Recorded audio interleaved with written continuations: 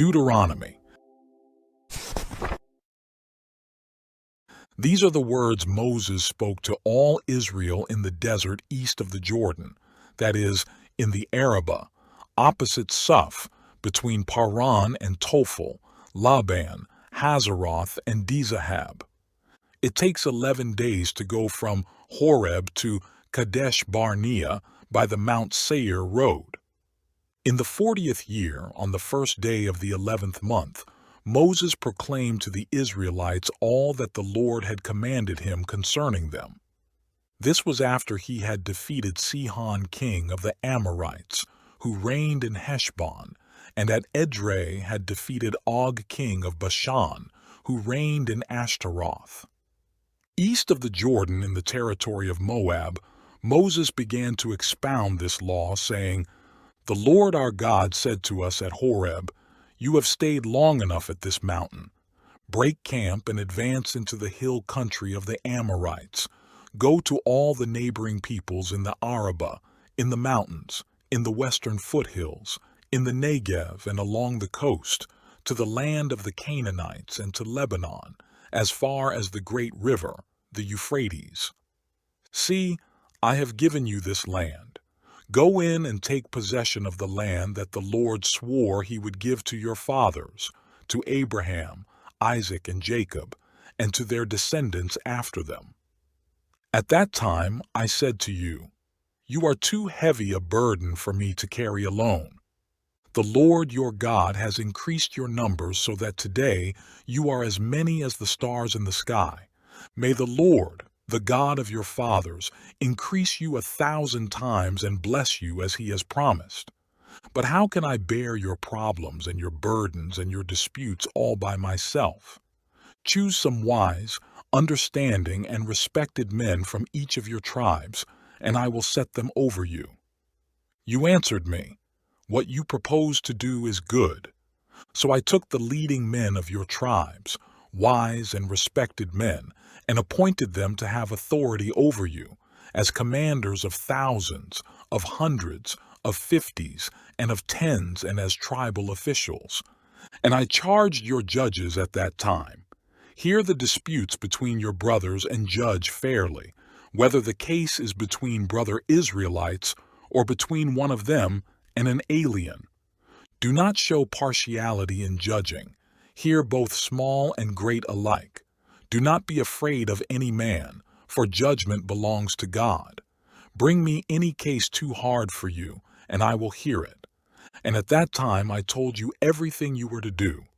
Then, as the Lord our God commanded us, we set out from Horeb and went toward the hill country of the Amorites, through all that vast and dreadful desert that you have seen, and so we reached Kadesh Barnea. Then I said to you, 'You have reached the hill country of the Amorites, which the Lord our God is giving us. See, the Lord your God has given you the land. Go up and take possession of it as the Lord, the God of your fathers, told you. Do not be afraid. Do not be discouraged.' Then all of you came to me and said, 'Let us send men ahead to spy out the land for us and bring back a report about the route we are to take and the towns we will come to.' The idea seemed good to me, so I selected 12 of you, one man from each tribe. They left and went up into the hill country and came to the valley of Eshcol and explored it. Taking with them some of the fruit of the land, they brought it down to us and reported, 'It is a good land that the Lord our God is giving us. But you were unwilling to go up. You rebelled against the command of the Lord your God. You grumbled in your tents and said, "The Lord hates us." So he brought us out of Egypt to deliver us into the hands of the Amorites to destroy us. Where can we go? Our brothers have made us lose heart. They say, "The people are stronger and taller than we are. The cities are large, with walls up to the sky. We even saw the Anakites there." Then I said to you, "Do not be terrified. Do not be afraid of them. The Lord your God, who is going before you, will fight for you, as he did for you in Egypt, before your very eyes, and in the desert." There you saw how the Lord your God carried you, as a father carries his son, all the way you went until you reached this place. In spite of this, you did not trust in the Lord your God, who went ahead of you on your journey, in fire by night and in a cloud by day, to search out places for you to camp and to show you the way you should go. When the Lord heard what you said, he was angry and solemnly swore, "Not a man of this evil generation shall see the good land I swore to give your forefathers, except Caleb son of Jephunneh. He will see it, and I will give him and his descendants the land he set his feet on, because he followed the Lord wholeheartedly." Because of you, the Lord became angry with me also and said, "You shall not enter it either. But your assistant Joshua son of Nun will enter it. Encourage him, because he will lead Israel to inherit it. And the little ones that you said would be taken captive, your children who do not yet know good from bad, they will enter the land. I will give it to them, and they will take possession of it. But as for you, turn around and set out toward the desert along the route to the Red Sea." Then you replied, "We have sinned against the Lord. We will go up and fight, as the Lord our God commanded us." So every one of you put on his weapons, thinking it easy to go up into the hill country. But the Lord said to me, "Tell them, do not go up and fight, because I will not be with you. You will be defeated by your enemies." So I told you, but you would not listen. You rebelled against the Lord's command, and in your arrogance you marched up into the hill country. The Amorites who lived in those hills came out against you.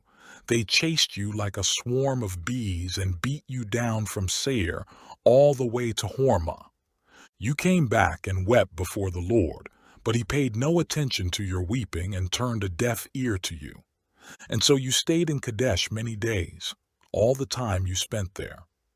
Then we turned back and set out toward the desert along the route to the Red Sea, as the Lord had directed me. For a long time we made our way around the hill country of Seir. Then the Lord said to me, "You have made your way around this hill country long enough. Now turn north.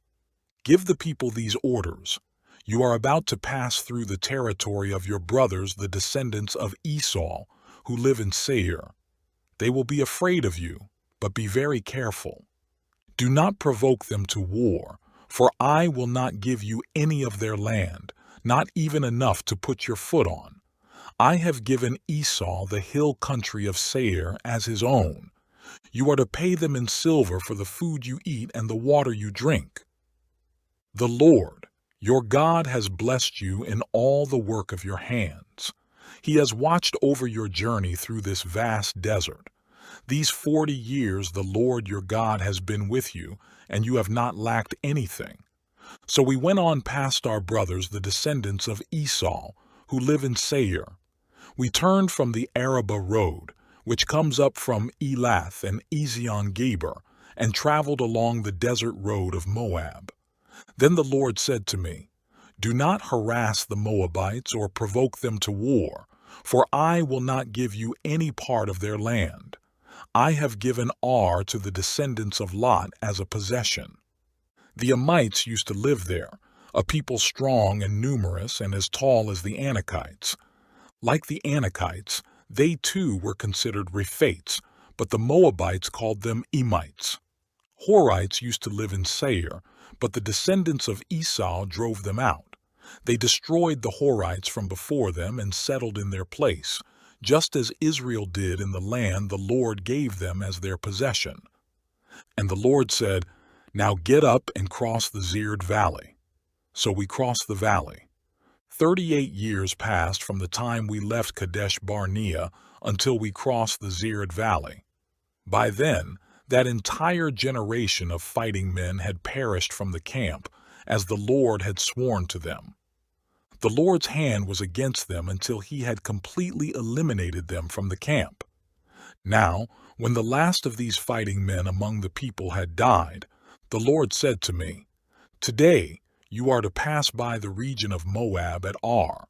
When you come to the Ammonites, do not harass them or provoke them to war, For I will not give you possession of any land belonging to the Ammonites. I have given it as a possession to the descendants of Lot. That too was considered a land of the Rephaites, who used to live there. But the Ammonites called them Zamzumites. They were a people strong and numerous, and as tall as the Anakites.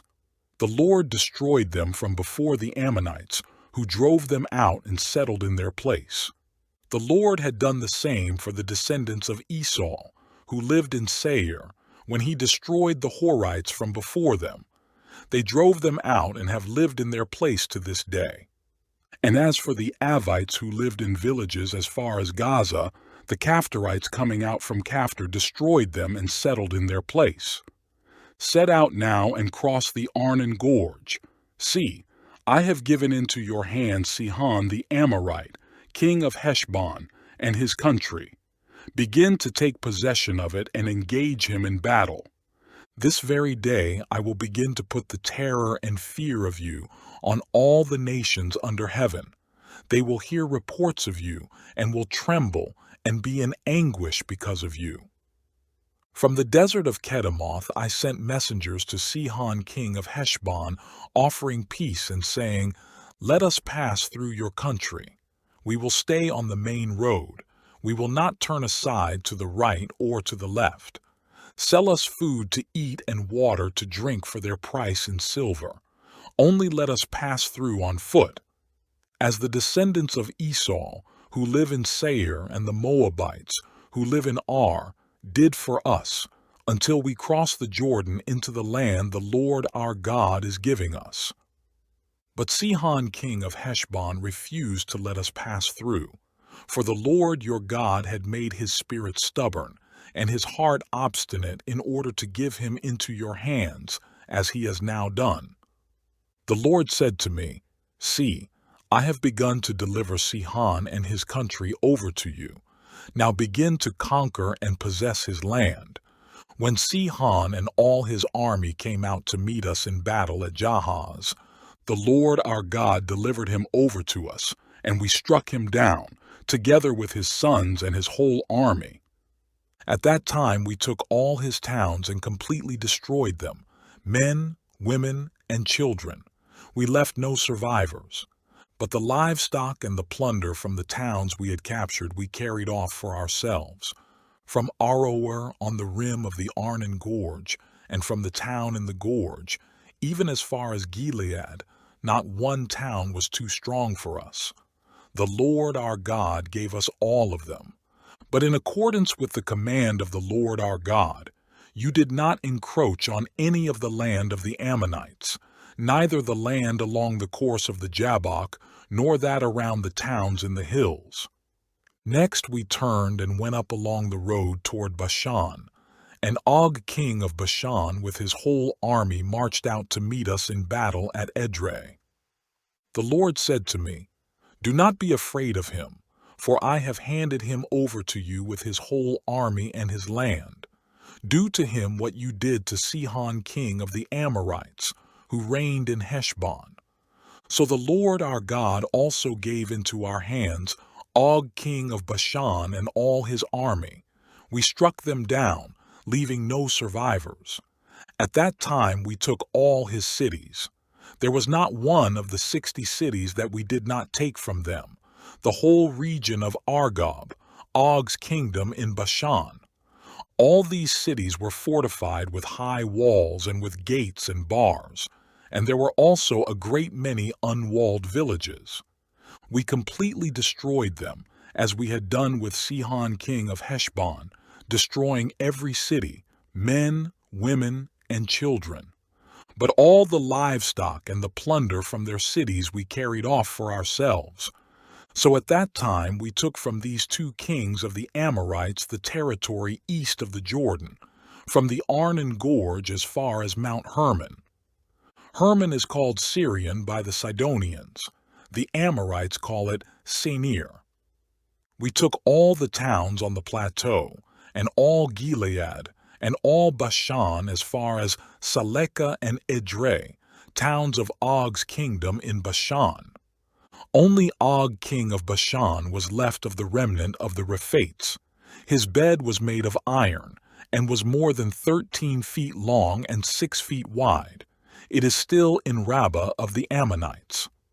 Of the land that we took over at that time, I gave the Reubenites and the Gadites the territory north of Aroer by the Arnon Gorge, including half the hill country of Gilead, together with its towns. The rest of Gilead and also all of Bashan, the kingdom of Og, I gave to the half-tribe of Manasseh. The whole region of Argob in Bashan used to be known as a land of the Rephaites. Jair, a descendant of Manasseh, took the whole region of Argob as far as the border of the Geshurites and the Maccathites. It was named after him, so that to this day Bashan is called Havoth Jair. And I gave Gilead to Machir. But to the Reubenites and the Gadites I gave the territory extending from Gilead down to the Arnon Gorge, the middle of the gorge being the border, and out to the Jabbok River, which is the border of the Ammonites. Its western border was the Jordan in the Arabah, from Kinnereth to the Sea of the Arabah, the Salt Sea, below the slopes of Pisgah. I commanded you at that time, the Lord your God has given you this land to take possession of it, but all your able-bodied men, armed for battle, must cross over ahead of your brother Israelites. However, your wives, your children, and your livestock, I know you have much livestock, may stay in the towns I have given you, until the Lord gives rest to your brothers as he has to you, and they too have taken over the land that the Lord your God is giving them, across the Jordan. After that, each of you may go back to the possession I have given you. At that time I commanded Joshua, you have seen with your own eyes all that the Lord your God has done to these two kings. The Lord will do the same to all the kingdoms over there where you are going. Do not be afraid of them. The Lord your God himself will fight for you. At that time I pleaded with the Lord, O sovereign Lord, you have begun to show to your servant your greatness and your strong hand. For what God is there in heaven or on earth who can do the deeds and mighty works you do?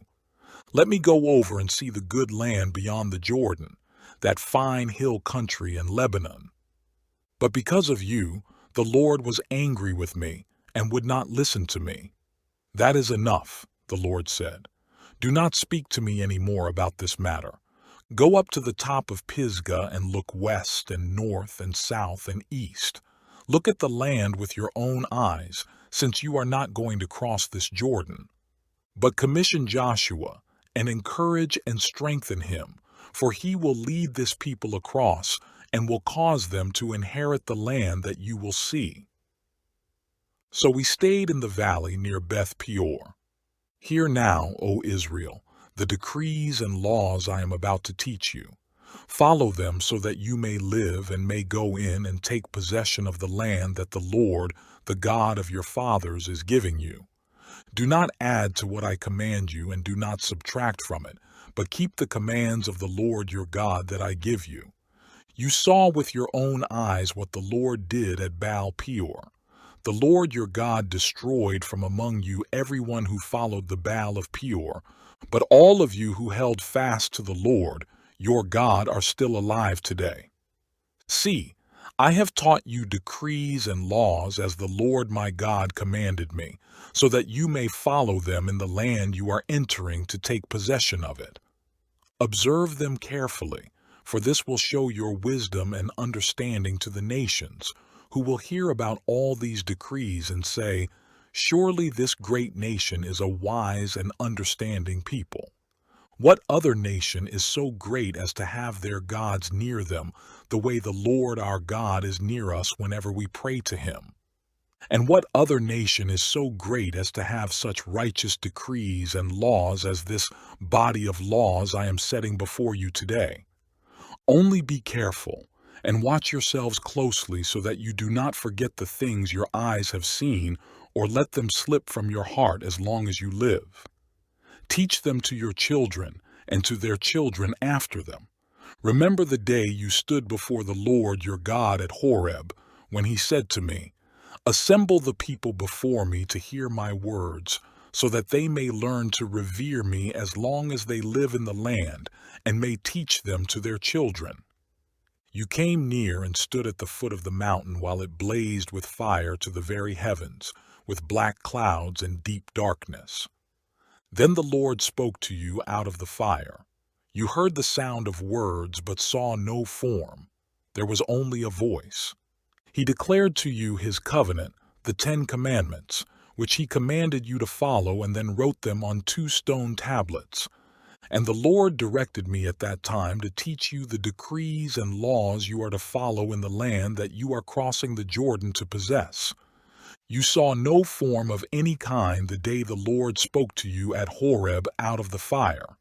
Therefore, watch yourselves very carefully, so that you do not become corrupt and make for yourselves an idol, an image of any shape, whether formed like a man or a woman, or like any animal on earth, or any bird that flies in the air, or like any creature that moves along the ground, or any fish in the waters below.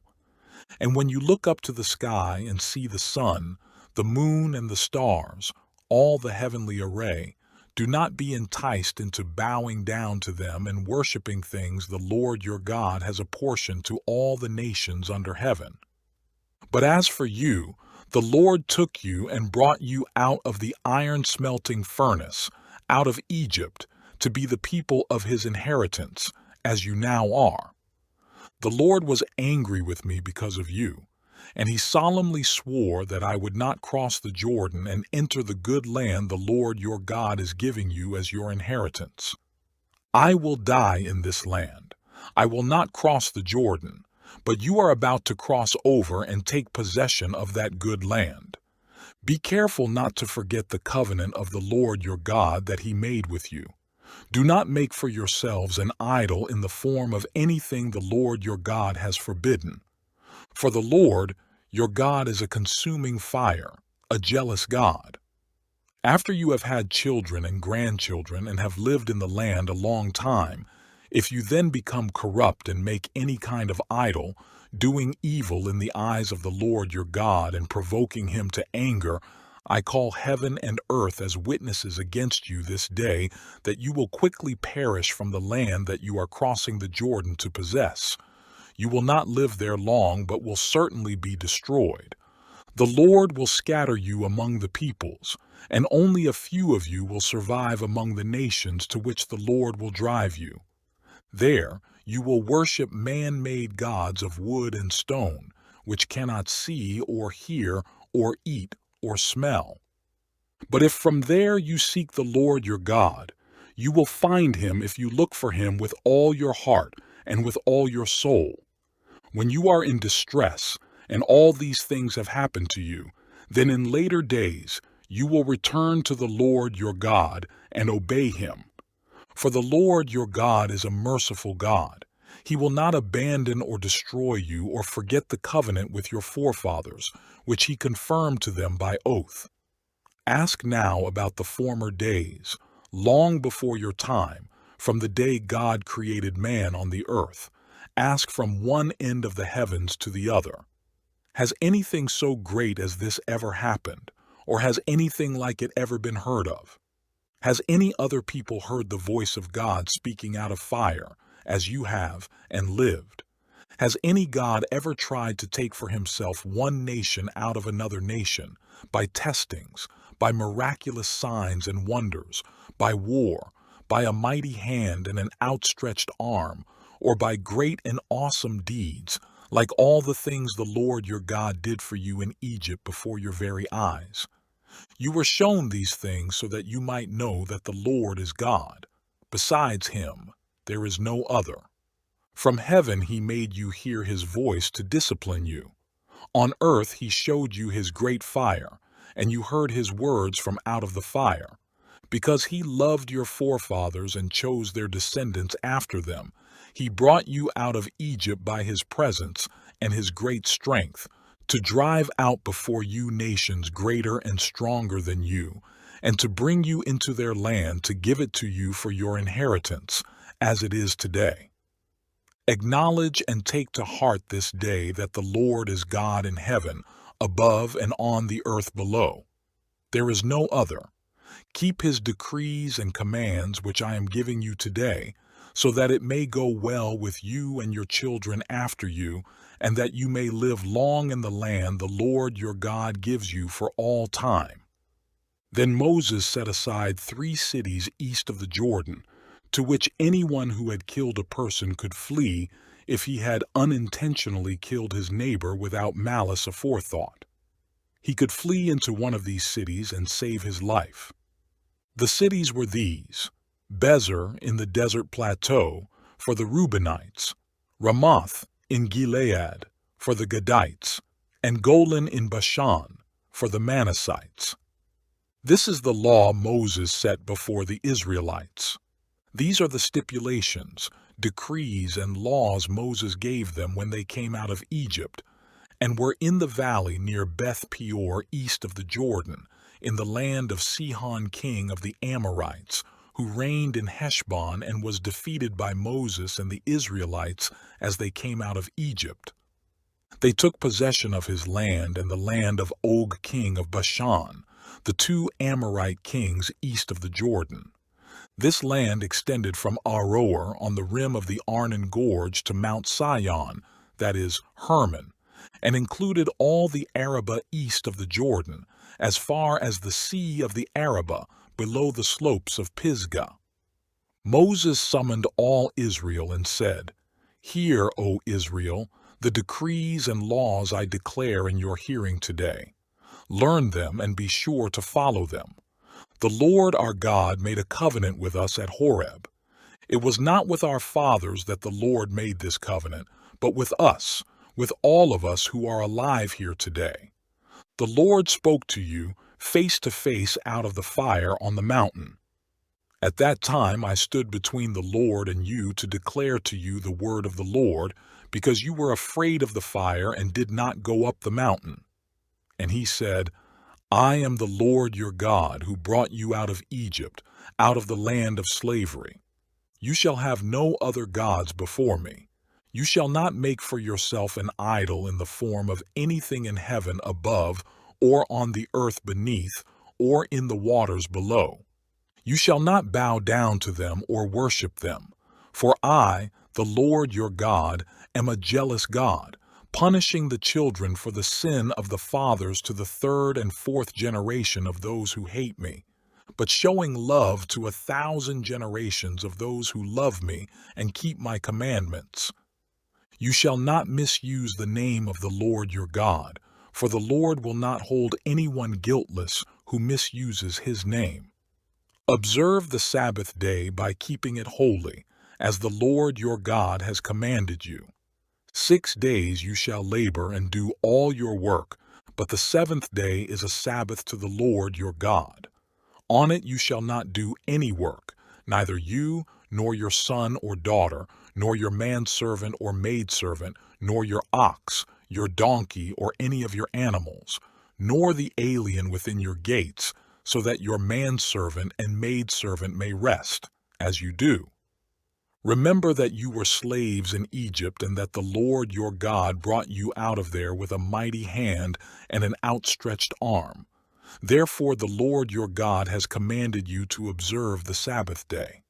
Honor your father and your mother, as the Lord your God has commanded you, so that you may live long and that it may go well with you in the land the Lord your God is giving you. You shall not murder. You shall not commit adultery. You shall not steal. You shall not give false testimony against your neighbor. You shall not covet your neighbor's wife. You shall not set your desire on your neighbor's house or land, his manservant or maidservant, his ox or donkey, or anything that belongs to your neighbor. These are the commandments the Lord proclaimed in a loud voice to your whole assembly there on the mountain from out of the fire, the cloud, and the deep darkness. And he added nothing more. Then he wrote them on 2 stone tablets and gave them to me. When you heard the voice out of the darkness, while the mountain was ablaze with fire, all the leading men of your tribes and your elders came to me. And you said, "The Lord our God has shown us his glory and his majesty, and we have heard his voice from the fire. Today we have seen that a man can live even if God speaks with him. But now, why should we die? This great fire will consume us, and we will die if we hear the voice of the Lord our God any longer. For what mortal man has ever heard the voice of the living God speaking out of fire, as we have, and survived? Go near and listen to all that the Lord our God says. Then tell us whatever the Lord our God tells you. We will listen and obey." The Lord heard you when you spoke to me, and the Lord said to me, "I have heard what this people said to you. Everything they said was good. Oh, that their hearts would be inclined to fear me and keep all my commands always, so that it might go well with them and their children forever. Go, tell them to return to their tents. But you stay here with me so that I may give you all the commands, decrees, and laws you are to teach them to follow in the land I am giving them to possess. So be careful to do what the Lord your God has commanded you. Do not turn aside to the right or to the left. Walk in all the way that the Lord your God has commanded you, so that you may live and prosper and prolong your days in the land that you will possess. These are the commands, decrees, and laws the Lord your God directed me to teach you to observe in the land that you are crossing the Jordan to possess, so that you, your children and their children after them, may fear the Lord your God as long as you live by keeping all his decrees and commands that I give you, and so that you may enjoy long life. Hear, O Israel, and be careful to obey so that it may go well with you, and that you may increase greatly in a land flowing with milk and honey, just as the Lord, the God of your fathers, promised you. Hear, O Israel, the Lord our God, the Lord is one. Love the Lord your God with all your heart and with all your soul and with all your strength. These commandments that I give you today are to be upon your hearts. Impress them on your children. Talk about them when you sit at home and when you walk along the road, when you lie down and when you get up. Tie them as symbols on your hands and bind them on your foreheads. Write them on the door frames of your houses and on your gates. When the Lord your God brings you into the land he swore to your fathers, to Abraham, Isaac, and Jacob, to give you, a land with large, flourishing cities you did not build, houses filled with all kinds of good things you did not provide, wells you did not dig, and vineyards and olive groves you did not plant. Then, when you eat and are satisfied, be careful that you do not forget the Lord who brought you out of Egypt, out of the land of slavery. Fear the Lord your God, serve him only, and take your oaths in his name. Do not follow other gods, the gods of the peoples around you. For the Lord, your God who is among you, is a jealous God, and his anger will burn against you, and he will destroy you from the face of the land. Do not test the Lord your God as you did at Massah. Be sure to keep the commands of the Lord your God and the stipulations and decrees he has given you. Do what is right and good in the Lord's sight, so that it may go well with you and you may go in and take over the good land that the Lord promised on oath to your forefathers, thrusting out all your enemies before you, as the Lord said. In the future, when your son asks you, "What is the meaning of the stipulations, decrees, and laws the Lord our God has commanded you?"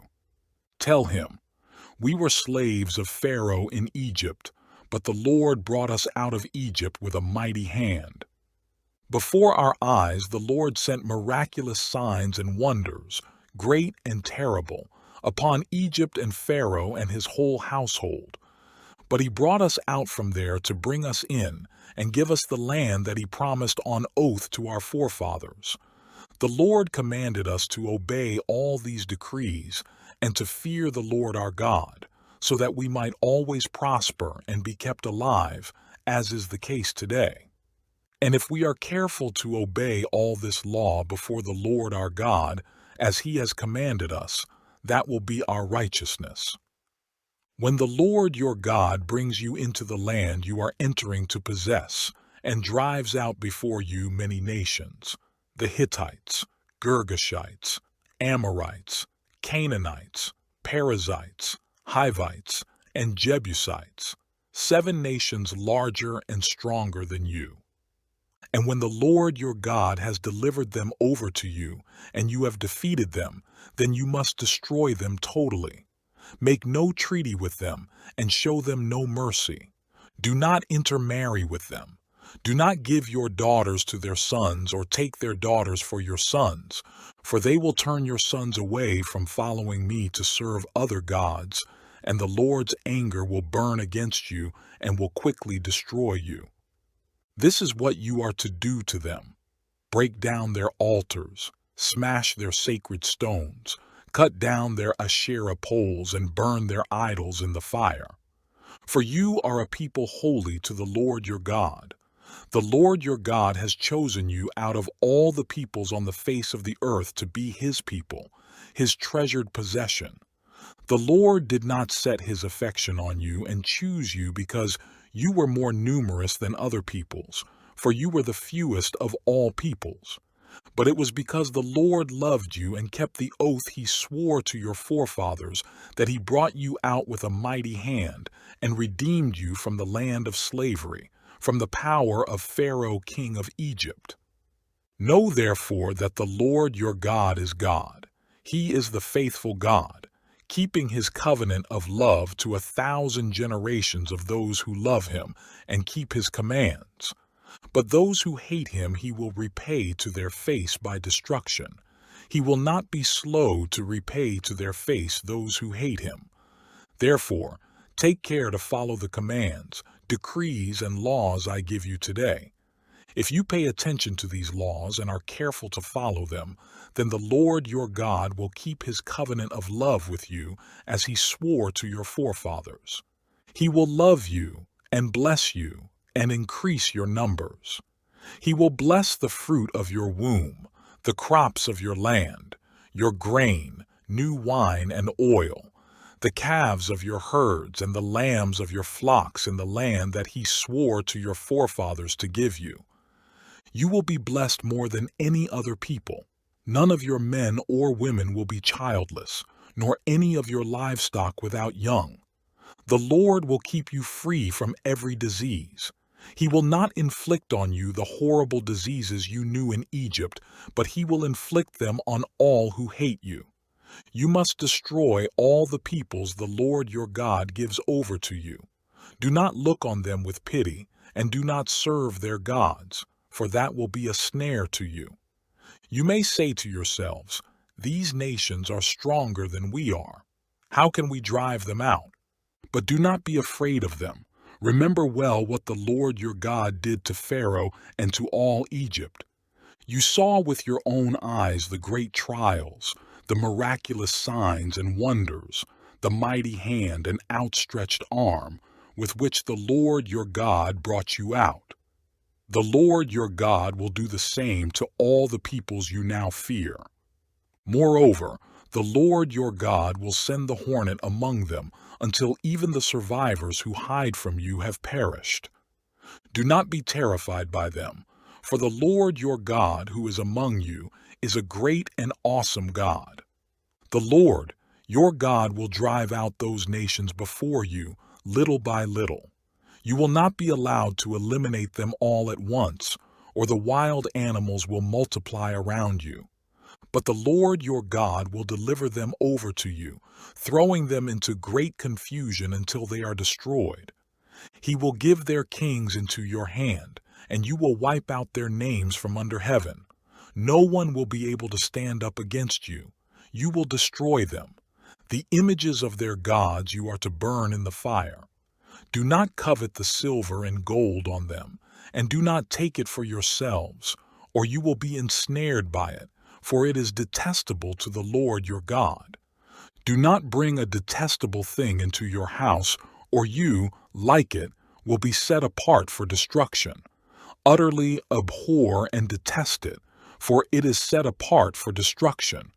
Be careful to follow every command I am giving you today, so that you may live and increase, and may enter and possess the land that the Lord promised on oath to your forefathers.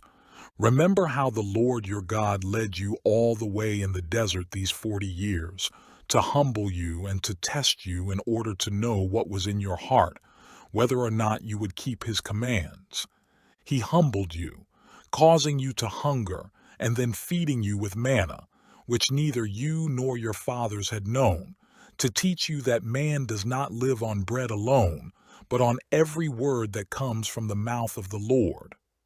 Your clothes did not wear out, and your feet did not swell during these 40 years. Know then in your heart that as a man disciplines his son, so the Lord your God disciplines you. Observe the commands of the Lord your God, walking in his ways and revering him. For the Lord, your God, is bringing you into a good land, a land with streams and pools of water, with springs flowing in the valleys and hills, a land with wheat and barley, vines and fig trees, pomegranates, olive oil and honey. A land where bread will not be scarce, and you will lack nothing. A land where the rocks are iron, and you can dig copper out of the hills. When you have eaten and are satisfied, praise the Lord your God for the good land he has given you. Be careful that you do not forget the Lord your God, failing to observe his commands, his laws, and his decrees that I am giving you this day. Otherwise, when you eat and are satisfied, when you build fine houses and settle down, and when your herds and flocks grow large and your silver and gold increase and all you have is multiplied, then your heart will become proud and you will forget the Lord your God, who brought you out of Egypt, out of the land of slavery. He led you through the vast and dreadful desert, that thirsty and waterless land, with its venomous snakes and scorpions. He brought you water out of hard rock. He gave you manna to eat in the desert, something your fathers had never known, to humble and to test you, so that in the end it might go well with you. You may say to yourself, "My power and the strength of my hands have produced this wealth for me." But remember the Lord your God, for it is he who gives you the ability to produce wealth, and so confirms his covenant, which he swore to your forefathers, as it is today. If you ever forget the Lord your God and follow other gods and worship and bow down to them, I testify against you today that you will surely be destroyed. Like the nations the Lord destroyed before you, so you will be destroyed for not obeying the Lord your God. Hear, O Israel, you are now about to cross the Jordan to go in and dispossess nations greater and stronger than you, with large cities that have walls up to the sky. The people are strong and tall, Anakites. You know about them and have heard it said, "Who can stand up against the Anakites?" But be assured today that the Lord your God is the one who goes across ahead of you like a devouring fire. He will destroy them. He will subdue them before you, and you will drive them out and annihilate them quickly, as the Lord has promised you. After the Lord your God has driven them out before you, do not say to yourself, "The Lord has brought me here to take possession of this land because of my righteousness." No, it is on account of the wickedness of these nations that the Lord is going to drive them out before you. It is not because of your righteousness or your integrity that you are going in to take possession of their land, but on account of the wickedness of these nations, the Lord your God will drive them out before you to accomplish what he swore to your fathers, to Abraham, Isaac, and Jacob. Understand then that it is not because of your righteousness that the Lord your God is giving you this good land to possess, for you are a stiff-necked people. Remember this and never forget how you provoked the Lord your God to anger in the desert. From the day you left Egypt until you arrived here, you have been rebellious against the Lord. At Horeb, you aroused the Lord's wrath so that he was angry enough to destroy you. When I went up on the mountain to receive the tablets of stone, the tablets of the covenant that the Lord had made with you, I stayed on the mountain 40 days and 40 nights. I ate no bread and drank no water. The Lord gave me 2 stone tablets inscribed by the finger of God. On them were all the commandments the Lord proclaimed to you on the mountain out of the fire, on the day of the assembly. At the end of the 40 days and 40 nights, the Lord gave me the 2 stone tablets, the tablets of the covenant. Then the Lord told me, "Go down from here at once, because your people whom you brought out of Egypt have become corrupt. They have turned away quickly from what I commanded them and have made a cast idol for themselves." And the Lord said to me, "I have seen this people, and they are a stiff-necked people indeed. Let me alone so that I may destroy them and blot out their name from under heaven, and I will make you into a nation stronger and more numerous than they." So I turned and went down from the mountain while it was ablaze with fire, and the 2 tablets of the covenant were in my hands. When I looked, I saw that you had sinned against the Lord your God. You had made for yourselves an idol cast in the shape of a calf. You had turned aside quickly from the way that the Lord had commanded you. So I took the 2 tablets and threw them out of my hands, breaking them to pieces before your eyes. Then once again I fell prostrate before the Lord for 40 days and 40 nights. I ate no bread and drank no water because of all the sin you had committed, doing what was evil in the Lord's sight and so provoking him to anger. I feared the anger and wrath of the Lord, for he was angry enough with you to destroy you. But again the Lord listened to me. And the Lord was angry enough with Aaron to destroy him, but at that time I prayed for Aaron too. Also, I took that sinful thing of yours, the calf you had made, and burned it in the fire. Then I crushed it and ground it to powder as fine as dust, and threw the dust into a stream that flowed down the mountain. You also made the Lord angry at Taberah, at Massa, and at Kibroth Hattava. And when the Lord sent you out from Kadesh Barnea, he said, "Go up and take possession of the land I have given you." But you rebelled against the command of the Lord your God. You did not trust him or obey him. You have been rebellious against the Lord ever since I have known you. I lay prostrate before the Lord those 40 days and 40 nights because the Lord had said he would destroy you. I prayed to the Lord and said, "O sovereign Lord, do not destroy your people, your own inheritance that you redeemed by your great power and brought out of Egypt with a mighty hand. Remember your servants Abraham, Isaac, and Jacob. Overlook the stubbornness of this people, their wickedness, and their sin. Otherwise, the country from which you brought us will say, because the Lord was not able to take them into the land he had promised them, and because he hated them, he brought them out to put them to death in the desert. But they are your people, your inheritance that you brought out by your great power and your outstretched arm." At that time the Lord said to me, "Chisel out 2 stone tablets like the first ones and come up to me on the mountain. Also make a wooden chest. I will write on the tablets the words that were on the first tablets which you broke. Then you are to put them in the chest." So I made the ark out of acacia wood and chiseled out 2 stone tablets like the first ones, and I went up on the mountain with the 2 tablets in my hands. The Lord wrote on these tablets what he had written before, the 10 commandments he had proclaimed to you on the mountain, out of the fire, on the day of the assembly, and the Lord gave them to me. Then I came back down the mountain and put the tablets in the ark I had made, as the Lord commanded me, and they are there now. The Israelites traveled from the wells of the Jachanites to Mosera. There Aaron died and was buried, and Eleazar his son succeeded him as priest. From there they traveled to Gudgodah and on to Jotbatha, a land with streams of water. At that time the Lord set apart the tribe of Levi to carry the ark of the covenant of the Lord, to stand before the Lord to minister and to pronounce blessings in his name, as they still do today. That is why the Levites have no share or inheritance among their brothers. The Lord is their inheritance, as the Lord your God told them. Now I had stayed on the mountain 40 days and nights, as I did the first time, and the Lord listened to me at this time also. It was not his will to destroy you. Go, the Lord said to me, and lead the people on their way, so that they may enter and possess the land that I swore to their fathers to give them.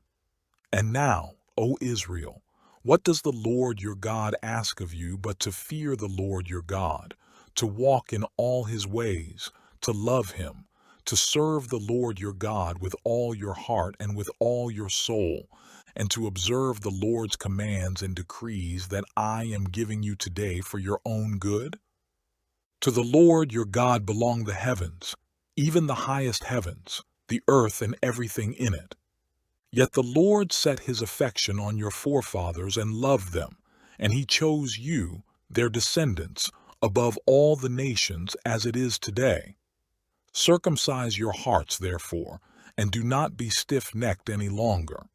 For the Lord, your God, is God of gods and Lord of lords, the great God, mighty and awesome, who shows no partiality and accepts no bribes.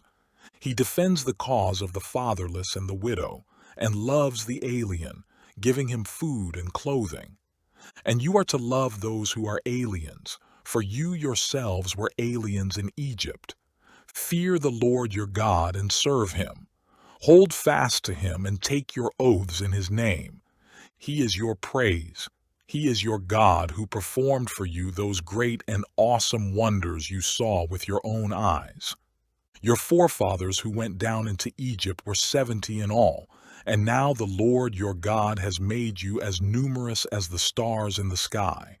Love the Lord your God and keep his requirements, his decrees, his laws, and his commands always.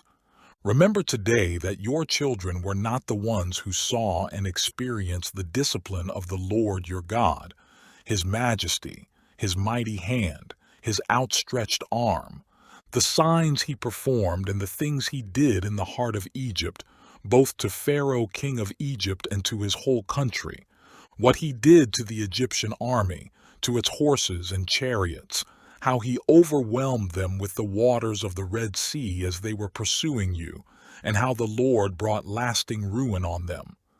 It was not your children who saw what he did for you in the desert until you arrived at this place, and what he did to Dathan and Abiram, sons of Eliab the Reubenite, when the earth opened its mouth right in the middle of all Israel, and swallowed them up with their households, their tents, and every living thing that belonged to them.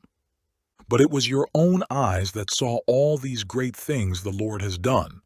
Observe, therefore, all the commands I am giving you today, so that you may have the strength to go in and take over the land that you are crossing the Jordan to possess, and so that you may live long in the land that the Lord swore to your forefathers to give to them and their descendants, a land flowing with milk and honey. The land you are entering to take over is not like the land of Egypt from which you have come, where you planted your seed and irrigated it by foot as in a vegetable garden. But the land you are crossing the Jordan to take possession of is a land of mountains and valleys that drinks rain from heaven. It is a land the Lord your God cares for. The eyes of the Lord your God are continually on it from the beginning of the year to its end. So if you faithfully obey the commands I am giving you today, to love the Lord your God and to serve him with all your heart and with all your soul, then I will send rain on your land in its season, both autumn and spring rains, so that you may gather in your grain, new wine and oil. I will provide grass in the fields for your cattle, and you will eat and be satisfied. Be careful, or you will be enticed to turn away and worship other gods and bow down to them.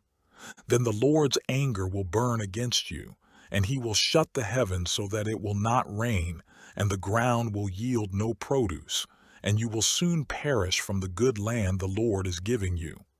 Fix these words of mine in your hearts and minds. Tie them as symbols on your hands and bind them on your foreheads. Teach them to your children, talking about them when you sit at home and when you walk along the road, when you lie down and when you get up. Write them on the door frames of your houses and on your gates, so that your days and the days of your children may be many in the land that the Lord swore to give your forefathers, as many as the days that the heavens are above the earth. If you carefully observe all these commands I am giving you to follow, to love the Lord your God, to walk in all his ways and to hold fast to him, then the Lord will drive out all these nations before you, and you will dispossess nations larger and stronger than you.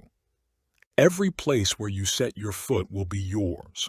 Your territory will extend from the desert to Lebanon, and from the Euphrates River to the western sea.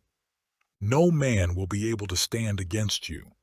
The Lord, your God, as he promised you, will put the terror and fear of you on the whole land, wherever you go. See, I am setting before you today a blessing and a curse. The blessing if you obey the commands of the Lord your God that I am giving you today. The curse if you disobey the commands of the Lord your God and turn from the way that I command you today by following other gods, which you have not known. When the Lord your God has brought you into the land you are entering to possess, you are to proclaim on Mount Gerizim the blessings, and on Mount Ebal the curses. As you know, these mountains are across the Jordan, west of the road, toward the setting sun, near the great trees of Moreh, in the territory of those Canaanites living in the Arabah, in the vicinity of Gilgal. You are about to cross the Jordan to enter and take possession of the land the Lord your God is giving you. When you have taken it over and are living there, be sure that you obey all the decrees and laws I am setting before you today. These are the decrees and laws you must be careful to follow in the land that the Lord, the God of your fathers, has given you to possess, as long as you live in the land. Destroy completely all the places on the high mountains and on the hills, and under every spreading tree where the nations you are dispossessing worship their gods. Break down their altars, smash their sacred stones, and burn their Asherah poles in the fire. Cut down the idols of their gods and wipe out their names from those places. You must not worship the Lord your God in their way, but you are to seek the place the Lord your God will choose from among all your tribes to put his name there for his dwelling. To that place you must go. There bring your burnt offerings and sacrifices, your tithes and special gifts, what you have vowed to give, and your freewill offerings, and the firstborn of your herds and flocks. There, in the presence of the Lord your God, you and your families shall eat and shall rejoice in everything you have put your hand to, because the Lord your God has blessed you. You are not to do as we do here today, everyone as he sees fit, since you have not yet reached the resting place and the inheritance the Lord your God is giving you. But you will cross the Jordan and settle in the land the Lord your God is giving you as an inheritance, and he will give you rest from all your enemies around you so that you will live in safety. Then to the place the Lord your God will choose as a dwelling for his name. There you are to bring everything I command you, your burnt offerings and sacrifices, your tithes and special gifts, and all the choice possessions you have vowed to the Lord. And there rejoice before the Lord your God, you, your sons and daughters, your men servants and maid servants, and the Levites from your towns, who have no allotment or inheritance of their own. Be careful not to sacrifice your burnt offerings anywhere you please. Offer them only at the place the Lord will choose in one of your tribes, and there observe everything I command you. Nevertheless, you may slaughter your animals in any of your towns and eat as much of the meat as you want, as if it were gazelle or deer, according to the blessing the Lord your God gives you. Both the ceremonially unclean and the clean may eat it. But you must not eat the blood. Pour it out on the ground like water. You must not eat in your own towns the tithe of your grain and new wine and oil, or the firstborn of your herds and flocks, or whatever you have vowed to give, or your free will offerings or special gifts. Instead, you are to eat them in the presence of the Lord your God at the place the Lord your God will choose, you, your sons and daughters, your men servants and maidservants, and the Levites from your towns. And you are to rejoice before the Lord your God in everything you put your hand to. Be careful not to neglect the Levites as long as you live in your land. When the Lord your God has enlarged your territory as he promised you, and you crave meat and say, I would like some meat, then you may eat as much of it as you want. If the place where the Lord your God chooses to put his name is too far away from you, you may slaughter animals from the herds and flocks the Lord has given you, as I have commanded you, and in your own towns you may eat as much of them as you want. Eat them as you would gazelle or deer. Both the ceremonially unclean and the clean may eat. But be sure you do not eat the blood, because the blood is the life, and you must not eat the life with the meat. You must not eat the blood. Pour it out on the ground like water. Do not eat it, so that it may go well with you and your children after you, because you will be doing what is right in the eyes of the Lord. But take your consecrated things and whatever you have vowed to give, and go to the place the Lord will choose. Present your burnt offerings on the altar of the Lord your God, both the meat and the blood. The blood of your sacrifices must be poured beside the altar of the Lord your God, but you may eat the meat. Be careful to obey all these regulations I am giving you, so that it may always go well with you and your children after you, because you will be doing what is good and right in the eyes of the Lord your God. The Lord your God will cut off before you the nations you are about to invade and dispossess. But when you have driven them out and settled in their land, and after they have been destroyed before you, be careful not to be ensnared by inquiring about their gods, saying, How do these nations serve their gods? We will do the same. You must not worship the Lord your God in their way, because in worshiping their gods, they do all kinds of detestable things the Lord hates. They even burn their sons and daughters in the fire as sacrifices to their gods. See that you do all I command you. Do not add to it or take away from it.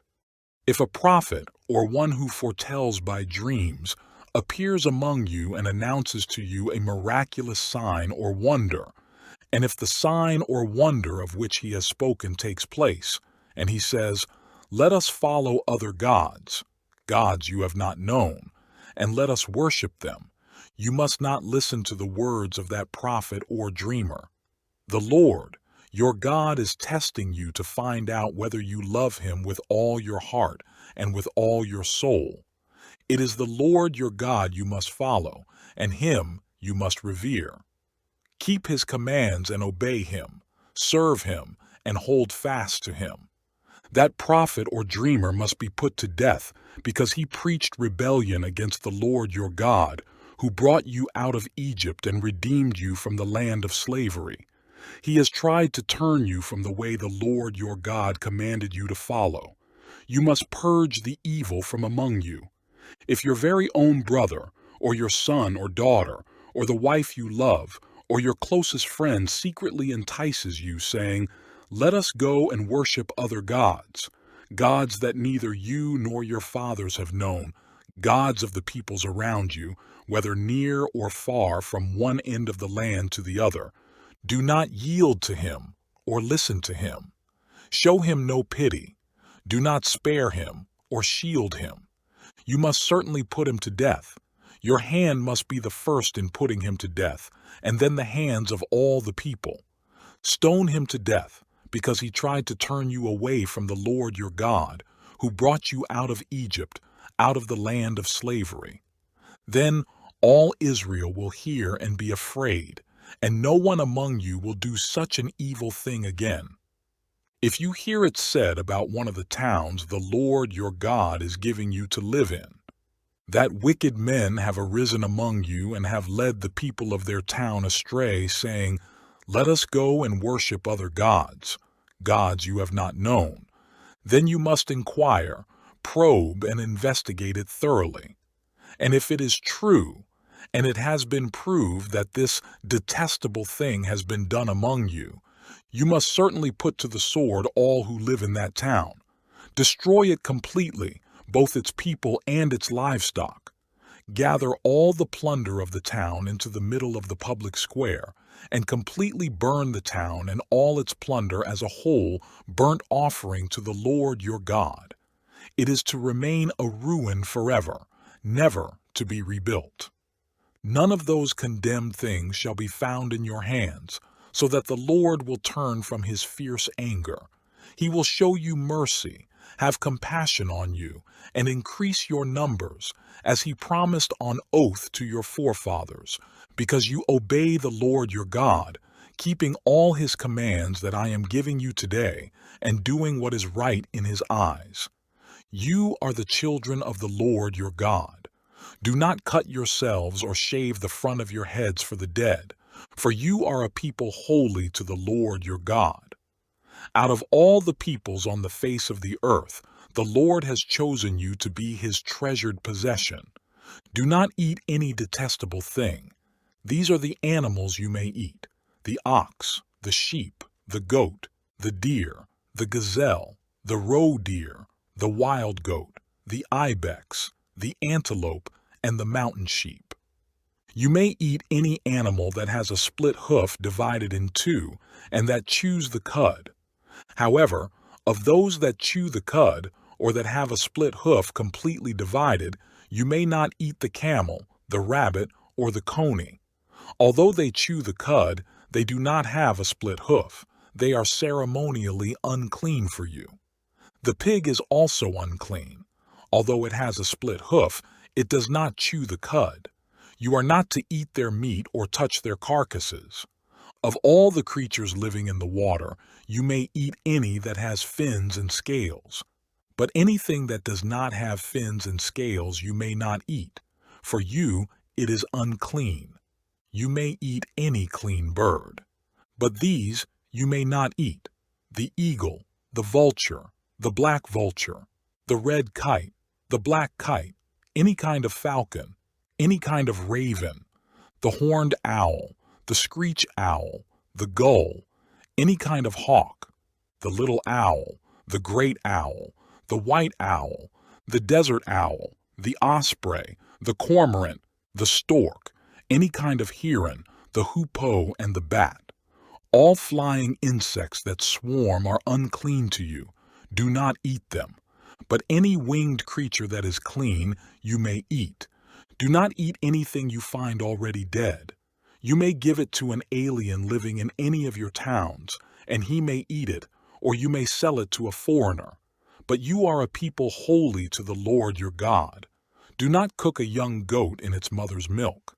Be sure to set aside 1/10 of all that your fields produce each year.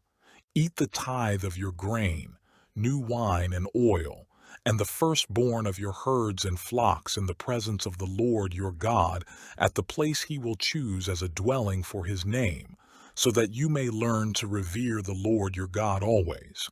But if that place is too distant and you have been blessed by the Lord your God and cannot carry your tithe, because the place where the Lord will choose to put his name is so far away, then exchange your tithe for silver, and take the silver with you, and go to the place the Lord your God will choose.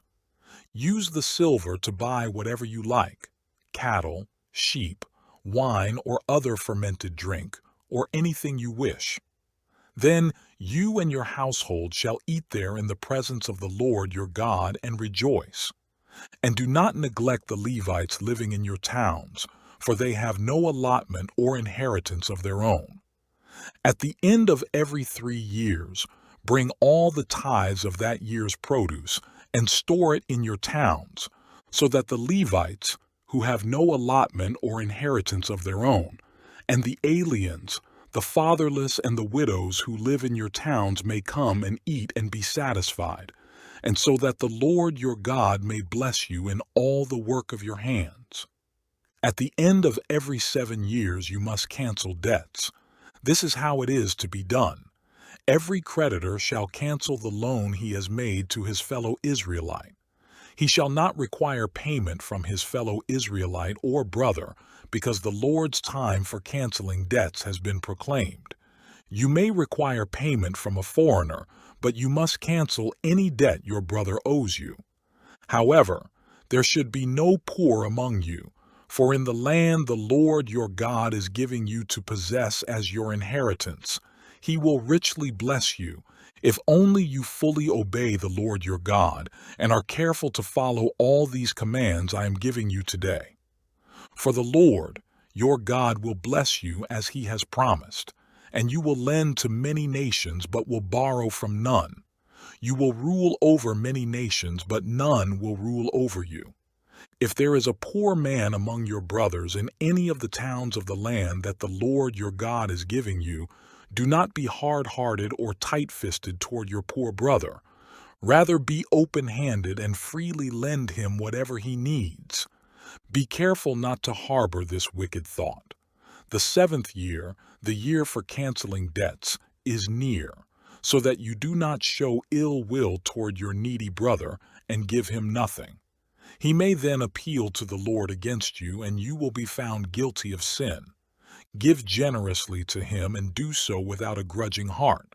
Then because of this, the Lord your God will bless you in all your work and in everything you put your hand to. There will always be poor people in the land. Therefore, I command you to be open-handed toward your brothers and toward the poor and needy in your land. If a fellow Hebrew, a man or a woman, sells himself to you and serves you 6 years, in the 7th year you must let him go free. And when you release him, do not send him away empty-handed. Supply him liberally from your flock, your threshing floor, and your winepress. Give to him as the Lord your God has blessed you. Remember that you were slaves in Egypt, and the Lord your God redeemed you. That is why I give you this command today. But if your servant says to you, I do not want to leave you, because he loves you and your family and is well off with you, then take an awl and push it through his earlobe into the door, and he will become your servant for life. Do the same for your maidservant. Do not consider it a hardship to set your servant free, because his service to you these 6 years has been worth twice as much as that of a hired hand. And the Lord your God will bless you in everything you do. Set apart for the Lord your God every firstborn male of your herds and flocks. Do not put the firstborn of your oxen to work, and do not shear the firstborn of your sheep. Each year you and your family are to eat them in the presence of the Lord your God at the place He will choose. If an animal has a defect, is lame or blind, or has any serious flaw, you must not sacrifice it to the Lord your God. You are to eat it in your own towns. Both the ceremonially unclean and the clean may eat it, as if it were gazelle or deer. But you must not eat the blood. Pour it out on the ground like water. Observe the month of Abib and celebrate the Passover of the Lord your God, because in the month of Abib He brought you out of Egypt by night. Sacrifice as the Passover to the Lord your God an animal from your flock or herd at the place the Lord will choose as a dwelling for His name. Do not eat it with bread made with yeast, but for 7 days eat unleavened bread, the bread of affliction, because you left Egypt in haste, so that all the days of your life you may remember the time of your departure from Egypt. Let no yeast be found in your possession in all your land for 7 days. Do not let any of the meat you sacrifice on the evening of the first day remain until morning. You must not sacrifice the Passover in any town the Lord your God gives you, except in the place he will choose as a dwelling for his name. There you must sacrifice the Passover in the evening, when the sun goes down, on the anniversary of your departure from Egypt. Roast it and eat it at the place the Lord your God will choose. Then in the morning return to your tents. For 6 days eat unleavened bread, and on the 7th day hold an assembly to the Lord your God, and do no work. Count off 7 weeks from the time you begin to put the sickle to the standing grain. Then celebrate the Feast of Weeks to the Lord your God by giving a free will offering in proportion to the blessings the Lord your God has given you. And rejoice before the Lord your God at the place he will choose as a dwelling for his name.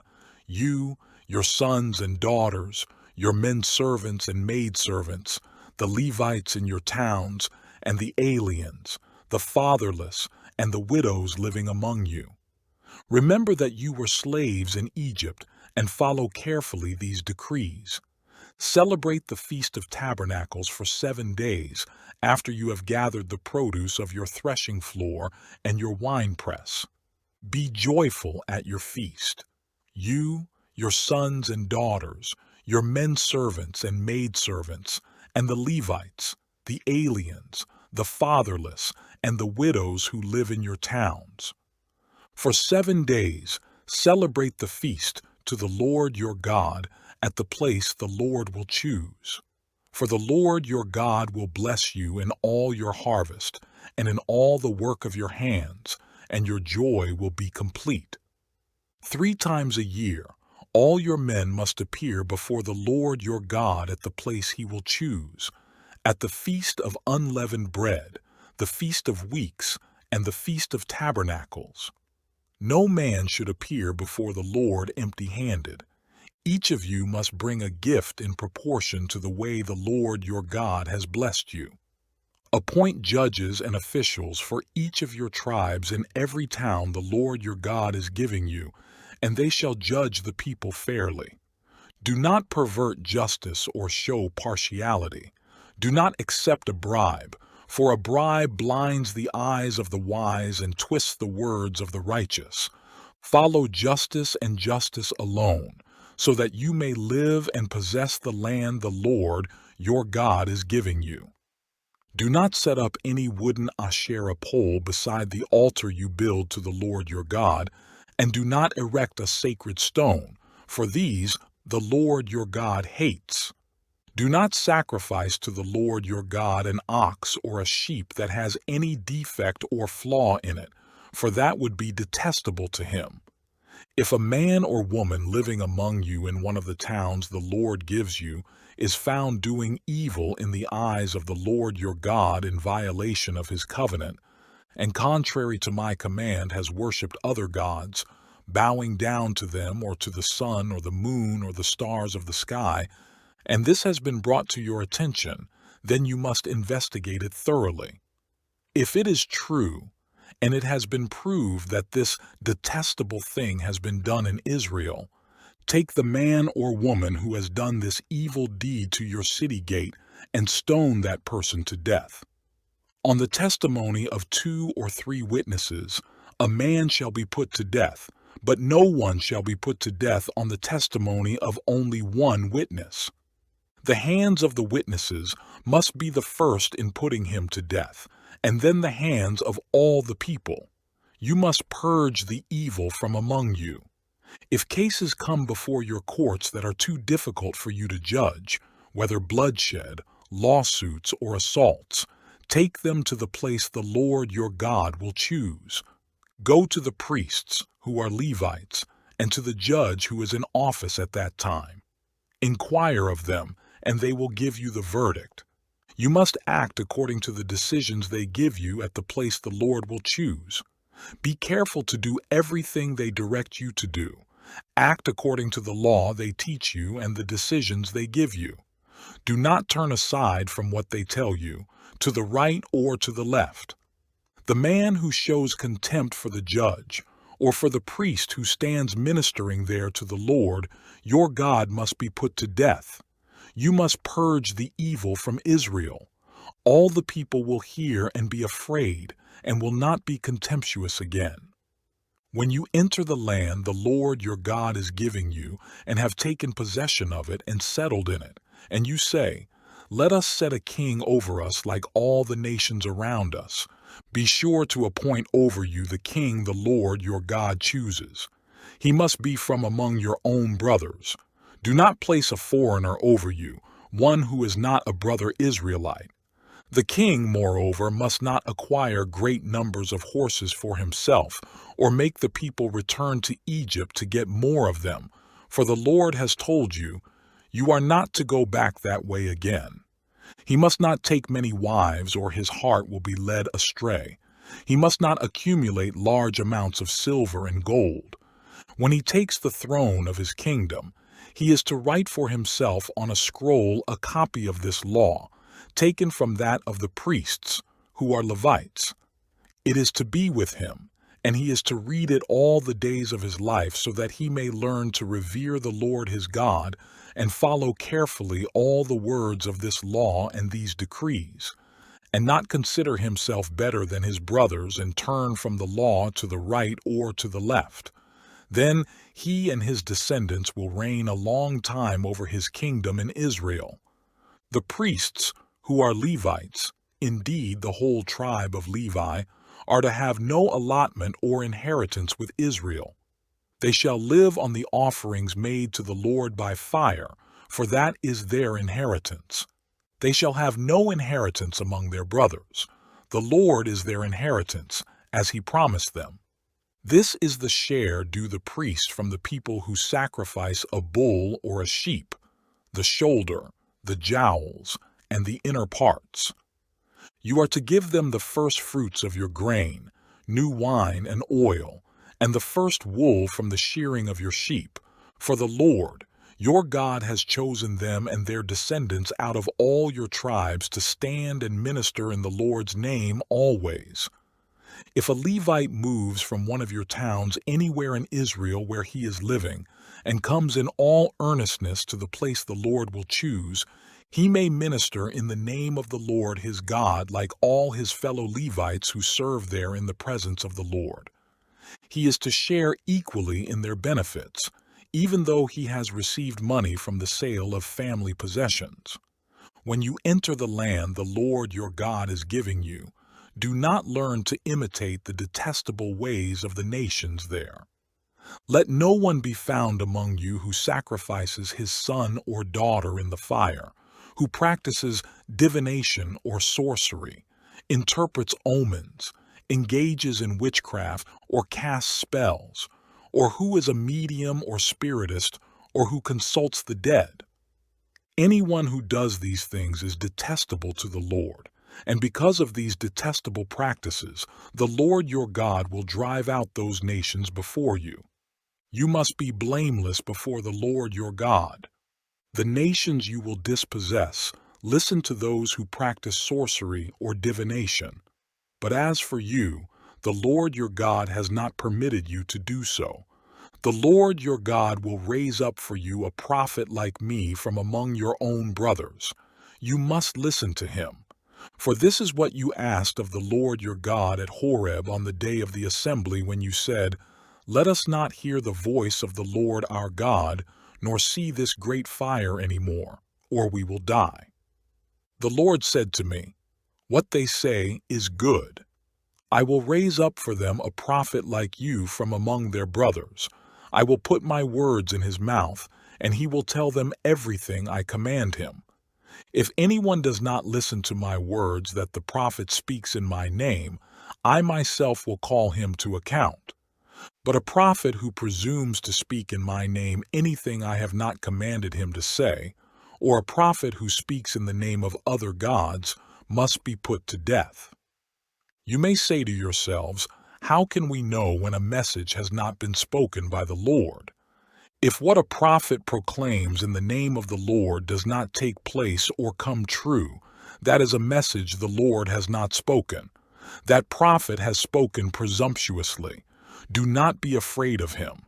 When the Lord your God has destroyed the nations whose land he is giving you, and when you have driven them out and settled in their towns and houses, then set aside for yourselves 3 cities centrally located in the land the Lord your God is giving you to possess.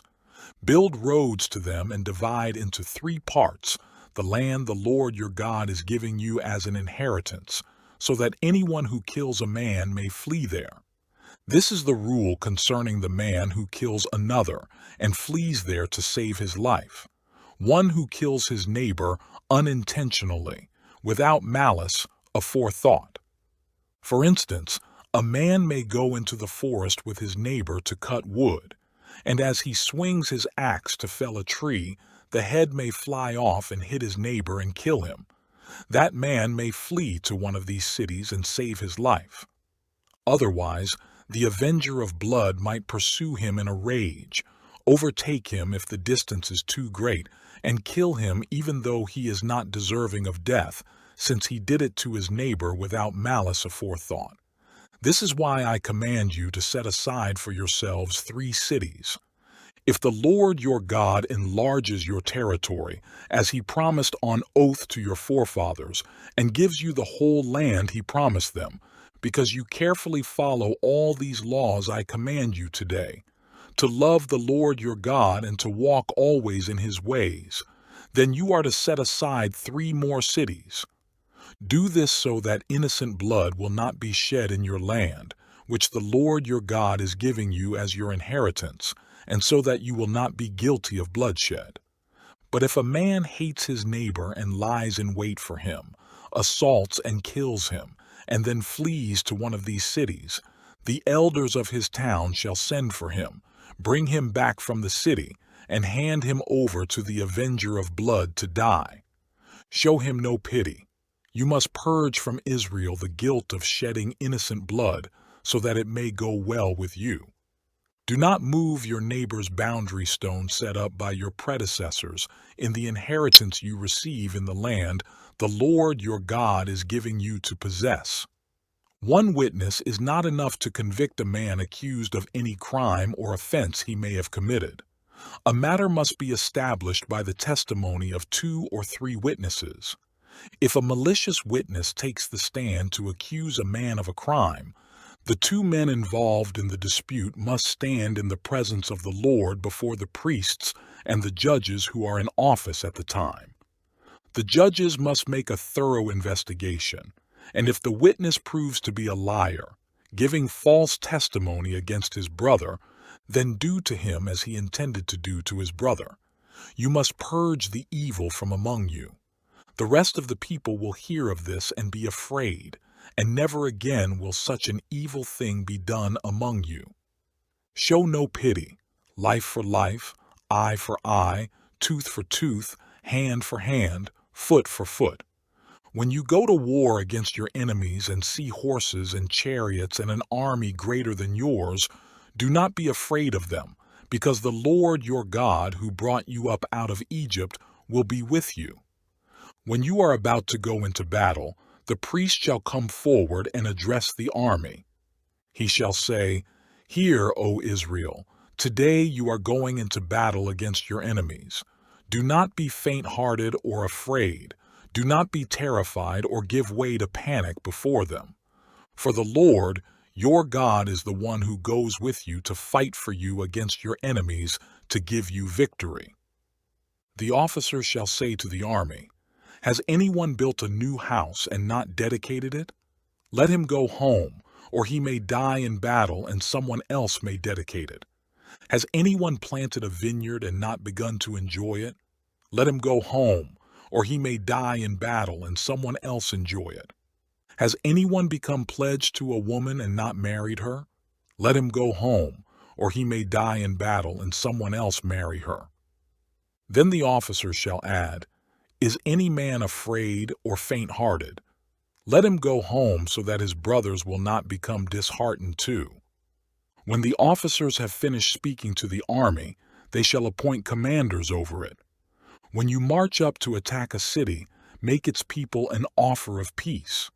If they accept and open their gates, All the people in it shall be subject to forced labor and shall work for you. If they refuse to make peace, and they engage you in battle, lay siege to that city. When the Lord your God delivers it into your hand, put to the sword all the men in it. As for the women, the children, the livestock, and everything else in the city, you may take these as plunder for yourselves, and you may use the plunder the Lord your God gives you from your enemies. This is how you are to treat all the cities that are at a distance from you and do not belong to the nations nearby. However, in the cities of the nations the Lord your God is giving you as an inheritance, do not leave alive anything that breathes. Completely destroy them, the Hittites, Amorites, Canaanites, Perizzites, Hivites, and Jebusites, as the Lord your God has commanded you. Otherwise, they will teach you to follow all the detestable things they do in worshiping their gods, and you will sin against the Lord your God. When you lay siege to a city for a long time, fighting against it to capture it, do not destroy its trees by putting an axe to them because you can eat their fruit. Do not cut them down. Are the trees of the field people that you should besiege them? However, you may cut down trees that you know are not fruit trees and use them to build siege works until the city at war with you falls. If a man is found slain, lying in a field in the land the Lord your God is giving you to possess, and it is not known who killed him, your elders and judges shall go out and measure the distance from the body to the neighboring towns. Then the elders of the town nearest the body shall take a heifer that has never been worked and has never worn a yoke, and lead her down to a valley that has not been plowed or planted, and where there is a flowing stream. There in the valley they are to break the heifer's neck. The priests, the sons of Levi, shall step forward, for the Lord your God has chosen them to minister and to pronounce blessings in the name of the Lord and to decide all cases of dispute and assault. Then all the elders of the town nearest the body shall wash their hands over the heifer whose neck was broken in the valley, and they shall declare, Our hands did not shed this blood, nor did our eyes see it done. Accept this atonement for your people Israel, whom you have redeemed, O Lord, and do not hold your people guilty of the blood of an innocent man. And the bloodshed will be atoned for. So you will purge from yourselves the guilt of shedding innocent blood, since you have done what is right in the eyes of the Lord. When you go to war against your enemies, and the Lord your God delivers them into your hands, and you take captives, if you notice among the captives a beautiful woman and are attracted to her, you may take her as your wife. Bring her into your home and have her shave her head, trim her nails, and put aside the clothes she was wearing when captured. After she has lived in your house and mourned her father and mother for a full month, then you may go to her and be her husband, and she shall be your wife. If you are not pleased with her, let her go wherever she wishes. You must not sell her or treat her as a slave, since you have dishonored her. If a man has 2 wives, and he loves one but not the other, and both bear him sons, but the firstborn is the son of the wife he does not love, when he wills his property to his sons, he must not give the rights of the firstborn to the son of the wife he loves in preference to his actual firstborn, the son of the wife he does not love. He must acknowledge the son of his unloved wife as the firstborn by giving him a double share of all he has. That son is the first sign of his father's strength. The right of the firstborn belongs to him. If a man has a stubborn and rebellious son who does not obey his father and mother and will not listen to them when they discipline him, his father and mother shall take hold of him and bring him to the elders at the gate of his town. They shall say to the elders, This son of ours is stubborn and rebellious. He will not obey us. He is a profligate and a drunkard. Then all the men of his town shall stone him to death. You must purge the evil from among you, All Israel will hear of it and be afraid. If a man guilty of a capital offense is put to death and his body is hung on a tree, you must not leave his body on the tree overnight. Be sure to bury him that same day, because anyone who is hung on a tree is under God's curse. You must not desecrate the land the Lord your God is giving you as an inheritance. If you see your brother's ox or sheep straying, do not ignore it, but be sure to take it back to him. If the brother does not live near you, or if you do not know who he is, take it home with you and keep it until he comes looking for it. Then give it back to him. Do the same if you find your brother's donkey or his cloak or anything he loses. Do not ignore it. If you see your brother's donkey or his ox fallen on the road, do not ignore it. Help him get it to its feet. A woman must not wear men's clothing, nor a man wear women's clothing, for the Lord your God detests anyone who does this. If you come across a bird's nest beside the road, either in a tree or on the ground, and the mother is sitting on the young or on the eggs, do not take the mother with the young. You may take the young, but be sure to let the mother go, so that it may go well with you and you may have a long life. When you build a new house, make a parapet around your roof so that you may not bring the guilt of bloodshed on your house if someone falls from the roof. Do not plant two kinds of seed in your vineyard. If you do, not only the crops you plant, but also the fruit of the vineyard will be defiled. Do not plow with an ox and a donkey yoked together. Do not wear clothes of wool and linen woven together. Make tassels on the four corners of the cloak you wear. If a man takes a wife and, after lying with her, dislikes her, and slanders her, and gives her a bad name, saying, "I married this woman, but when I approached her, I did not find proof of her virginity," then the girl's father and mother shall bring proof that she was a virgin to the town elders at the gate. The girl's father will say to the elders, "I gave my daughter in marriage to this man, but he dislikes her. Now he has slandered her and said, 'I did not find your daughter to be a virgin.' But here is the proof of my daughter's virginity." Then her parents shall display the cloth before the elders of the town, and the elders shall take the man and punish him. They shall fine him 100 shekels of silver and give them to the girl's father, because this man has given an Israelite virgin a bad name. She shall continue to be his wife. He must not divorce her as long as he lives. If, however, the charge is true, and no proof of the girl's virginity can be found, she shall be brought to the door of her father's house, and there the men of her town shall stone her to death. She has done a disgraceful thing in Israel by being promiscuous while still in her father's house. You must purge the evil from among you. If a man is found sleeping with another man's wife, both the man who slept with her and the woman must die. You must purge the evil from Israel. If a man happens to meet in a town a virgin pledged to be married and he sleeps with her, you shall take both of them to the gate of that town and stone them to death. The girl because she was in a town and did not scream for help, and the man because he violated another man's wife. You must purge the evil from among you. But if out in the country a man happens to meet a girl pledged to be married and rapes her, only the man who has done this shall die. Do nothing to the girl. She has committed no sin deserving death. This case is like that of someone who attacks and murders his neighbor, for the man found the girl out in the country, and though the betrothed girl screamed, there was no one to rescue her.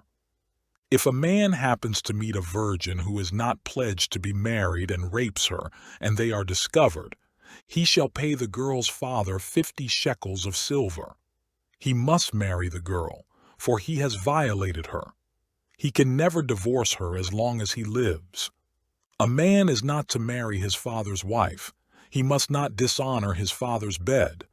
No one who has been emasculated by crushing or cutting may enter the assembly of the Lord, No one born of a forbidden marriage nor any of his descendants may enter the assembly of the Lord, even down to the 10th generation.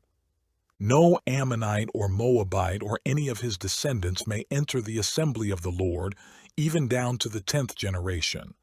For they did not come to meet you with bread and water on your way when you came out of Egypt, and they hired Balaam son of Beor from Pethor in Aram Naharaim to pronounce a curse on you. However, the Lord your God would not listen to Balaam, but turned the curse into a blessing for you, because the Lord your God loves you.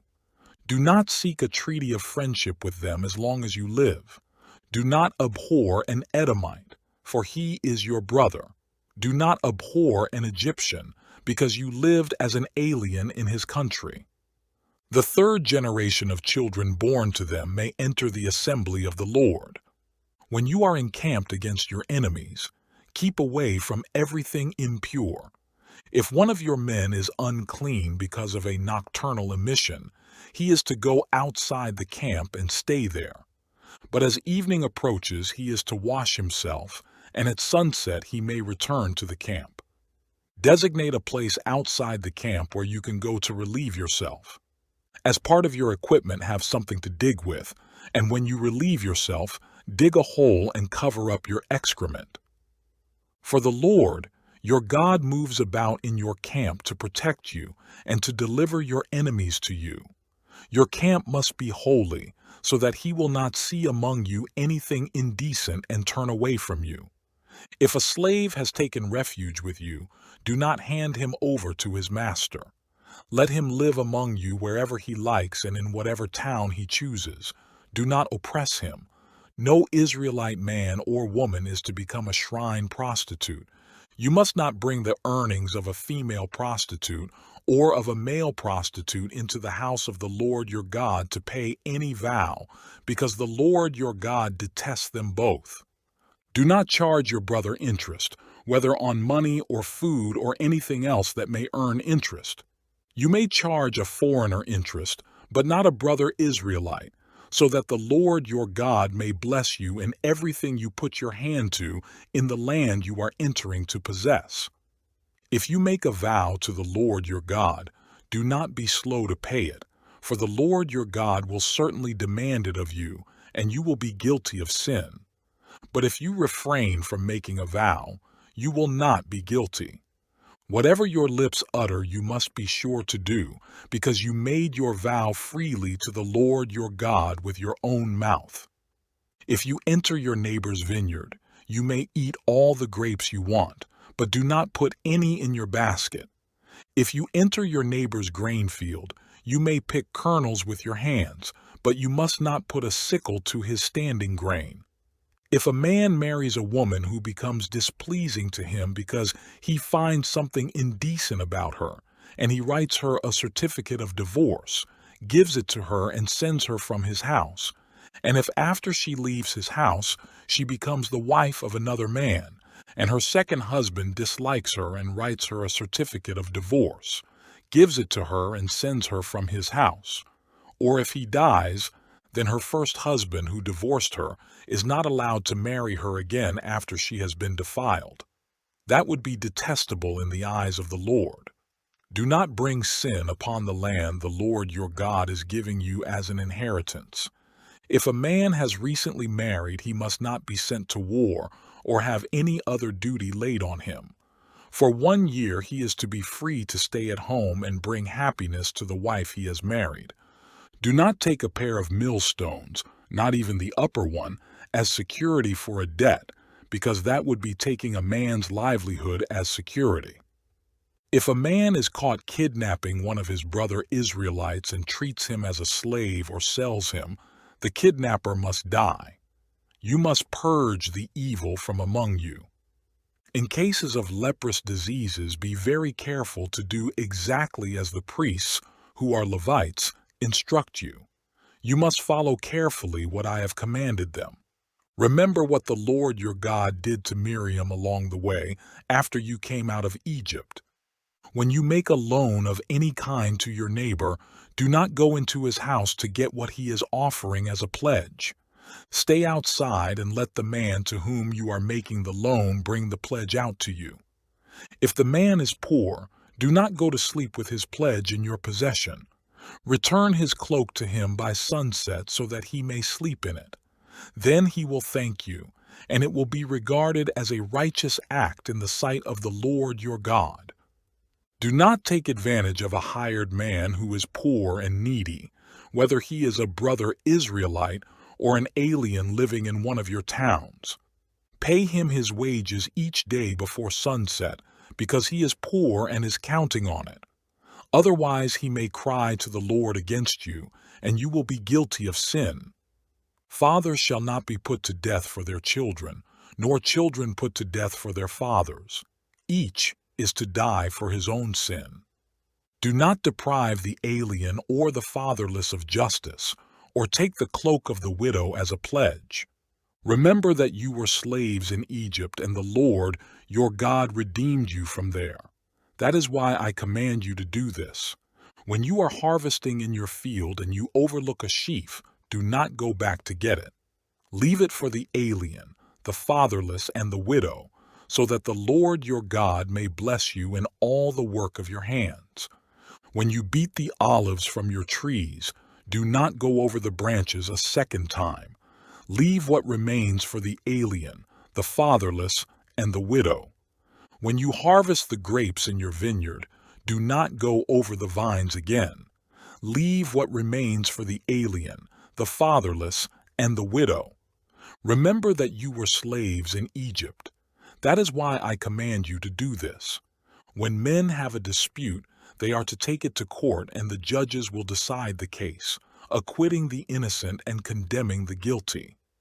If the guilty man deserves to be beaten, the judge shall make him lie down and have him flogged in his presence with the number of lashes his crime deserves, but he must not give him more than 40 lashes. If he is flogged more than that, your brother will be degraded in your eyes. Do not muzzle an ox while it is treading out the grain. If brothers are living together and one of them dies without a son, his widow must not marry outside the family. Her husband's brother shall take her and marry her and fulfill the duty of a brother-in-law to her. The first son she bears shall carry on the name of the dead brother so that his name will not be blotted out from Israel. However, if a man does not want to marry his brother's wife, she shall go to the elders at the town gate and say, "My husband's brother refuses to carry on his brother's name in Israel. He will not fulfill the duty of a brother-in-law to me." Then the elders of his town shall summon him and talk to him. If he persists in saying, "I do not want to marry her," his brother's widow shall go up to him in the presence of the elders, take off one of his sandals, spit in his face, and say, "This is what is done to the man who will not build up his brother's family line." That man's line shall be known in Israel as the family of the unsandaled. If two men are fighting and the wife of one of them comes to rescue her husband from his assailant, and she reaches out and seizes him by his private parts, you shall cut off her hand. Show her no pity. Do not have two differing weights in your bag, one heavy, one light. Do not have two differing measures in your house, one large, one small. You must have accurate and honest weights and measures, so that you may live long in the land the Lord your God is giving you. For the Lord your God detests anyone who does these things, anyone who deals dishonestly. Remember what the Amalekites did to you along the way when you came out of Egypt. When you were weary and worn out, they met you on your journey and cut off all who were lagging behind. They had no fear of God. When the Lord, your God, gives you rest from all the enemies around you in the land he is giving you to possess as an inheritance, you shall blot out the memory of Amalek from under heaven. Do not forget.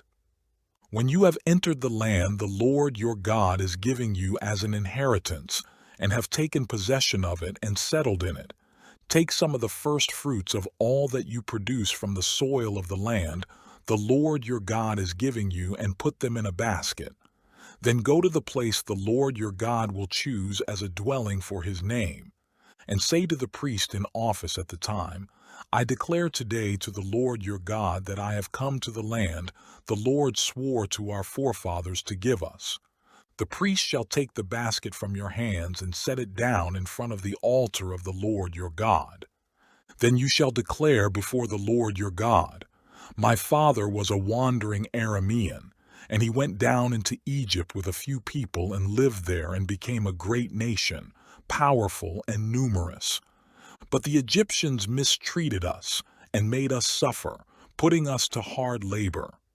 Then we cried out to the Lord, the God of our fathers, and the Lord heard our voice and saw our misery, toil, and oppression. So the Lord brought us out of Egypt with a mighty hand and an outstretched arm, with great terror and with miraculous signs and wonders. He brought us to this place and gave us this land, a land flowing with milk and honey. And now I bring the first fruits of the soil that you, O Lord, have given me. Place the basket before the Lord your God, and bow down before him. And you and the Levites and the aliens among you shall rejoice in all the good things the Lord your God has given to you and your household. When you have finished setting aside a tenth of all your produce in the 3rd year, the year of the tithe, you shall give it to the Levite, the alien, the fatherless, and the widow, so that they may eat in your towns and be satisfied. Then say to the Lord your God, I have removed from my house the sacred portion, and have given it to the Levite, the alien, the fatherless, and the widow, according to all you commanded. I have not turned aside from your commands, nor have I forgotten any of them. I have not eaten any of the sacred portion while I was in mourning, nor have I removed any of it while I was unclean, nor have I offered any of it to the dead. I have obeyed the Lord my God. I have done everything you commanded me. Look down from heaven, your holy dwelling place, and bless your people Israel and the land you have given us, as you promised on oath to our forefathers, a land flowing with milk and honey. The Lord, your God, commands you this day to follow these decrees and laws. Carefully observe them with all your heart and with all your soul. You have declared this day that the Lord is your God, and that you will walk in his ways, that you will keep his decrees, commands, and laws, and that you will obey him. And the Lord has declared this day that you are his people, his treasured possession as he promised, and that you are to keep all his commands. He has declared that he will set you in praise, fame, and honor high above all the nations he has made, and that you will be a people holy to the Lord your God, as he promised. Moses and the elders of Israel commanded the people, Keep all these commands that I give you today. When you have crossed the Jordan into the land the Lord your God is giving you, set up some large stones and coat them with plaster. Write on them all the words of this law when you have crossed over to enter the land the Lord your God is giving you, a land flowing with milk and honey, just as the Lord, the God of your fathers, promised you. And when you have crossed the Jordan, set up these stones on Mount Ebal, as I command you today, and coat them with plaster. Build there an altar to the Lord your God, an altar of stones. Do not use any iron tool upon them. Build the altar of the Lord your God with field stones, and offer burnt offerings on it to the Lord your God. Sacrifice fellowship offerings there, eating them and rejoicing in the presence of the Lord your God. And you shall write very clearly all the words of this law on these stones you have set up. Then Moses and the priests, who are Levites, said to all Israel, Be silent, O Israel, and listen. You have now become the people of the Lord your God. Obey the Lord your God, and follow his commands and decrees that I give you today. On the same day Moses commanded the people, When you have crossed the Jordan, these tribes shall stand on Mount Gerizim to bless the people: Simeon, Levi, Judah, Issachar, Joseph, and Benjamin. And these tribes shall stand on Mount Ebal to pronounce curses: Reuben, Gad, Asher, Zebulun, Dan, and Naphtali. The Levites shall recite to all the people of Israel in a loud voice, "Cursed is the man who carves an image or casts an idol, a thing detestable to the Lord, the work of the craftsman's hands, and sets it up in secret." Then all the people shall say, "Amen." Cursed is the man who dishonors his father or his mother. Then all the people shall say, "Amen."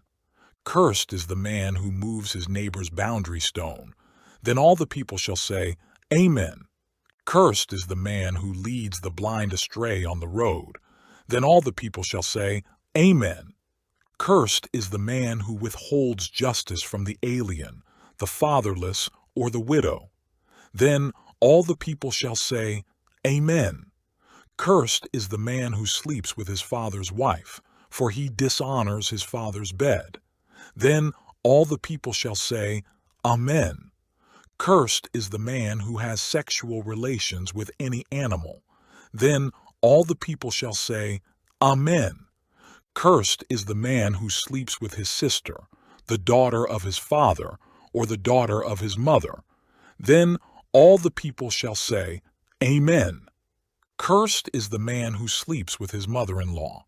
Then all the people shall say, "Amen." Cursed is the man who kills his neighbor secretly. Then all the people shall say, "Amen." Cursed is the man who accepts a bribe to kill an innocent person. Then all the people shall say, "Amen." Cursed is the man who does not uphold the words of this law by carrying them out. Then all the people shall say, "Amen." If you fully obey the Lord your God and carefully follow all his commands I give you today, the Lord your God will set you high above all the nations on earth. All these blessings will come upon you and accompany you if you obey the Lord your God. You will be blessed in the city and blessed in the country. The fruit of your womb will be blessed, and the crops of your land and the young of your livestock, the calves of your herds and the lambs of your flocks. Your basket and your kneading trough will be blessed. You will be blessed when you come in and blessed when you go out. The Lord will grant that the enemies who rise up against you will be defeated before you. They will come at you from one direction, but flee from you in seven. The Lord will send a blessing on your barns and on everything you put your hand to. The Lord your God will bless you in the land he is giving you. The Lord will establish you as his holy people, as he promised you on oath, if you keep the commands of the Lord your God and walk in his ways. Then all the peoples on earth will see that you are called by the name of the Lord, and they will fear you. The Lord will grant you abundant prosperity in the fruit of your womb, the young of your livestock, and the crops of your ground, in the land he swore to your forefathers to give you. The Lord will open the heavens, the storehouse of his bounty, to send rain on your land in season, and to bless all the work of your hands. You will lend to many nations, but will borrow from none. The Lord will make you the head, not the tail. If you pay attention to the commands of the Lord your God that I give you this day and carefully follow them, you will always be at the top, never at the bottom. Do not turn aside from any of the commands I give you today, to the right or to the left, following other gods and serving them. However, if you do not obey the Lord your God and do not carefully follow all his commands and decrees I am giving you today, all these curses will come upon you and overtake you. You will be cursed in the city and cursed in the country. Your basket and your kneading trough will be cursed. The fruit of your womb will be cursed, and the crops of your land, and the calves of your herds and the lambs of your flocks. You will be cursed when you come in, and cursed when you go out. The Lord will send on you curses, confusion, and rebuke in everything you put your hand to, until you are destroyed and come to sudden ruin because of the evil you have done in forsaking him. The Lord will plague you with diseases until he has destroyed you from the land you are entering to possess.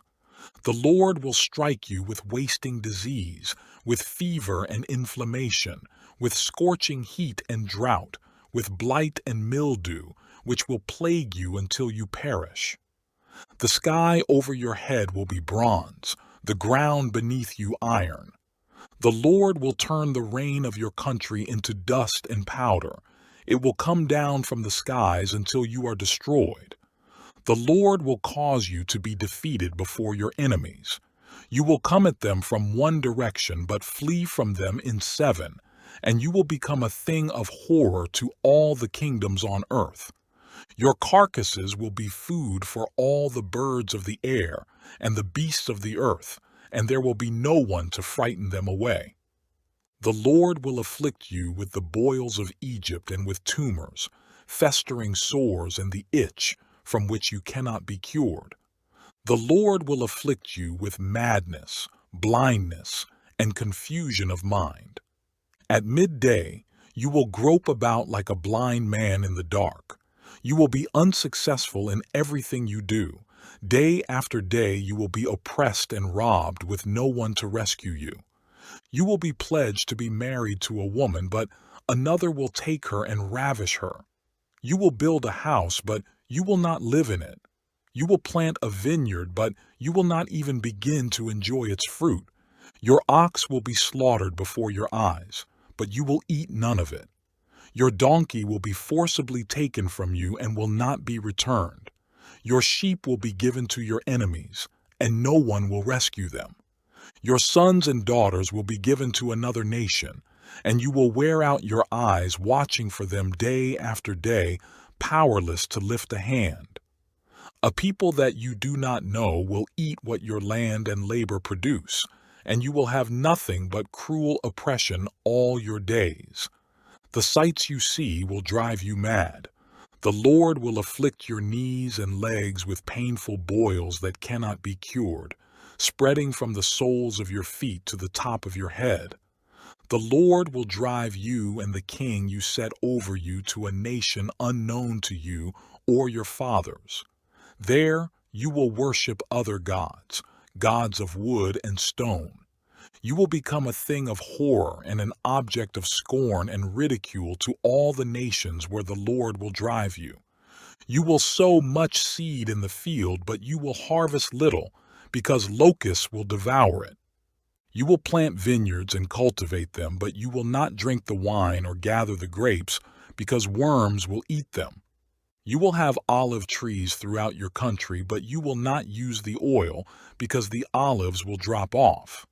You will have sons and daughters, but you will not keep them, because they will go into captivity. Swarms of locusts will take over all your trees and the crops of your land. The alien who lives among you will rise above you higher and higher, but you will sink lower and lower. He will lend to you, but you will not lend to him. He will be the head, but you will be the tail. All these curses will come upon you. They will pursue you and overtake you until you are destroyed, because you did not obey the Lord your God and observe the commands and decrees he gave you. They will be a sign and a wonder to you and your descendants forever.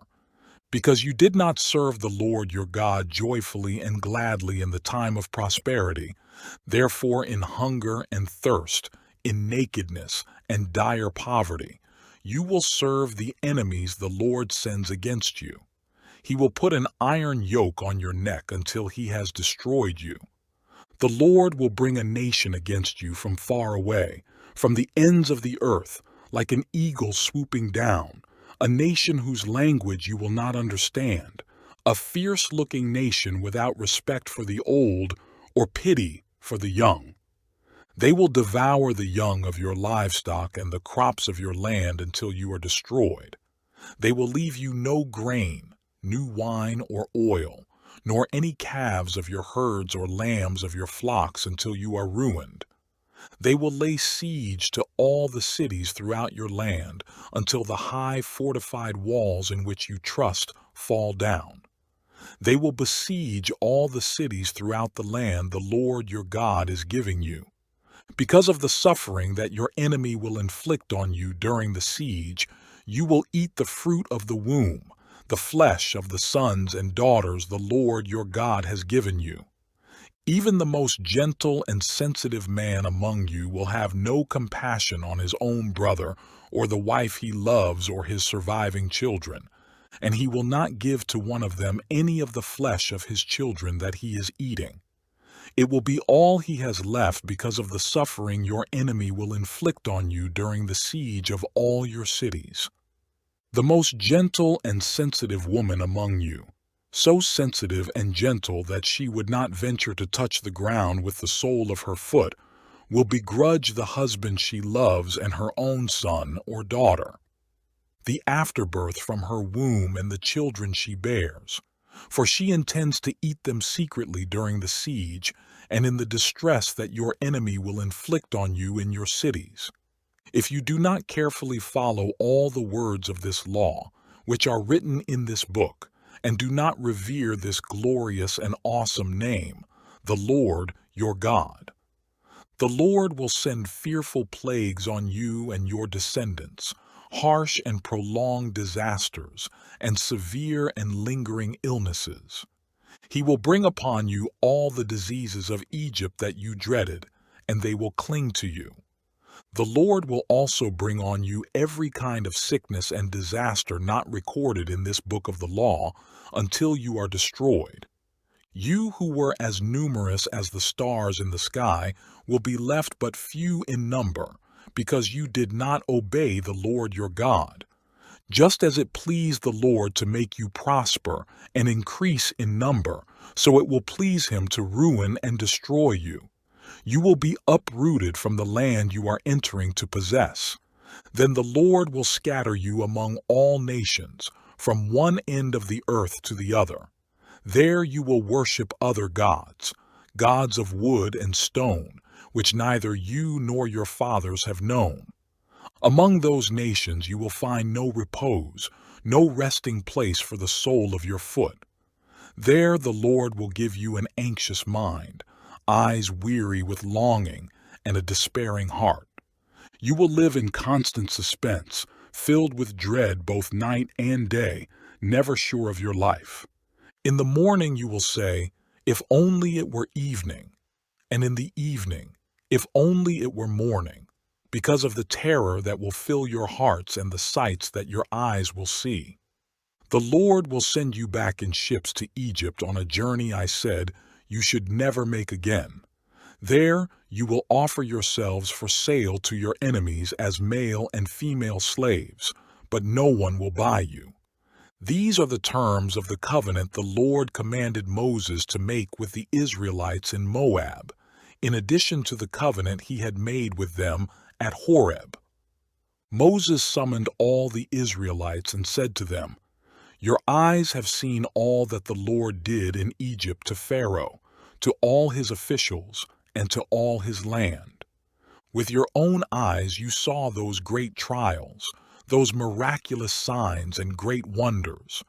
But to this day, the Lord has not given you a mind that understands, or eyes that see, or ears that hear. During the 40 years that I led you through the desert, your clothes did not wear out, nor did the sandals on your feet. You ate no bread and drank no wine or other fermented drink. I did this so that you might know that I am the Lord your God. When you reach this place, Sihon king of Heshbon and Og king of Bashan came out to fight against us, but we defeated them. We took their land and gave it as an inheritance to the Reubenites, the Gadites, and the half-tribe of Manasseh. Carefully follow the terms of this covenant so that you may prosper in everything you do. All of you are standing today in the presence of the Lord your God, your leaders and chief men, your elders and officials, and all the other men of Israel, together with your children and your wives, and the aliens living in your camps who chop your wood and carry your water. You are standing here in order to enter into a covenant with the Lord, your God, a covenant the Lord is making with you this day and sealing with an oath, to confirm you this day as his people, that he may be your God as he promised you, and as he swore to your fathers, Abraham, Isaac, and Jacob.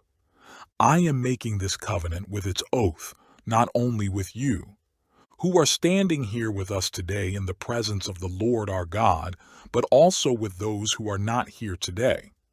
You yourselves know how we lived in Egypt and how we passed through the countries on the way here.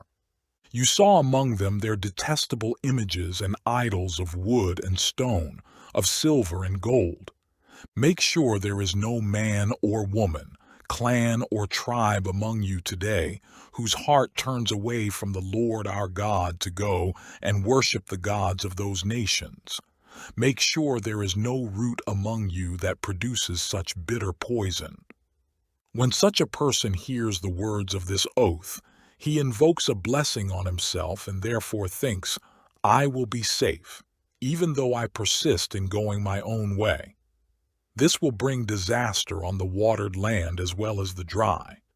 The Lord will never be willing to forgive him.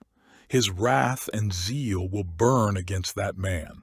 All the curses written in this book will fall upon him, and the Lord will blot out his name from under heaven. The Lord will single him out from all the tribes of Israel for disaster, according to all the curses of the covenant written in this book of the law. Your children who follow you in later generations and foreigners who come from distant lands will see the calamities that have fallen on the land and the diseases with which the Lord has afflicted it. The whole land will be a burning waste of salt and sulfur, nothing planted, nothing sprouting, no vegetation growing on it. It will be like the destruction of Sodom and Gomorrah, Admah and Zeboim, which the Lord overthrew in fierce anger. All the nations will ask, why has the Lord done this to this land? Why this fierce, burning anger? And the answer will be, it is because this people abandoned the covenant of the Lord, the God of their fathers, the covenant he made with them when he brought them out of Egypt. They went off and worshipped other gods and bowed down to them, gods they did not know, gods he had not given them. Therefore the Lord's anger burned against this land, so that he brought on it all the curses written in this book. In furious anger and in great wrath, the Lord uprooted them from their land and thrust them into another land, as it is now. The secret things belong to the Lord our God, but the things revealed belong to us and to our children forever, that we may follow all the words of this law. When all these blessings and curses I have set before you come upon you, and you take them to heart, wherever the Lord your God disperses you among the nations, and when you and your children return to the Lord, your God, and obey him with all your heart and with all your soul according to everything I command you today, then the Lord, your God, will restore your fortunes and have compassion on you and gather you again from all the nations where he scattered you. Even if you have been banished to the most distant land under the heavens, from there the Lord your God will gather you and bring you back. He will bring you to the land that belonged to your fathers, and you will take possession of it. He will make you more prosperous and numerous than your fathers. The Lord, your God, will circumcise your hearts and the hearts of your descendants, so that you may love him with all your heart and with all your soul, and live. The Lord, your God, will put all these curses on your enemies who hate and persecute you. You will again obey the Lord and follow all his commands I am giving you today. Then the Lord, your God, will make you most prosperous in all the work of your hands and in the fruit of your womb, the young of your livestock and the crops of your land. The Lord will again delight in you and make you prosperous, just as he delighted in your fathers, If you obey the Lord your God and keep his commands and decrees that are written in this book of the law, and turn to the Lord your God with all your heart and with all your soul. Now what I am commanding you today is not too difficult for you or beyond your reach. It is not up in heaven so that you have to ask, who will ascend into heaven to get it and proclaim it to us so we may obey it? Nor is it beyond the sea so that you have to ask, who will cross the sea to get it and proclaim it to us so we may obey it?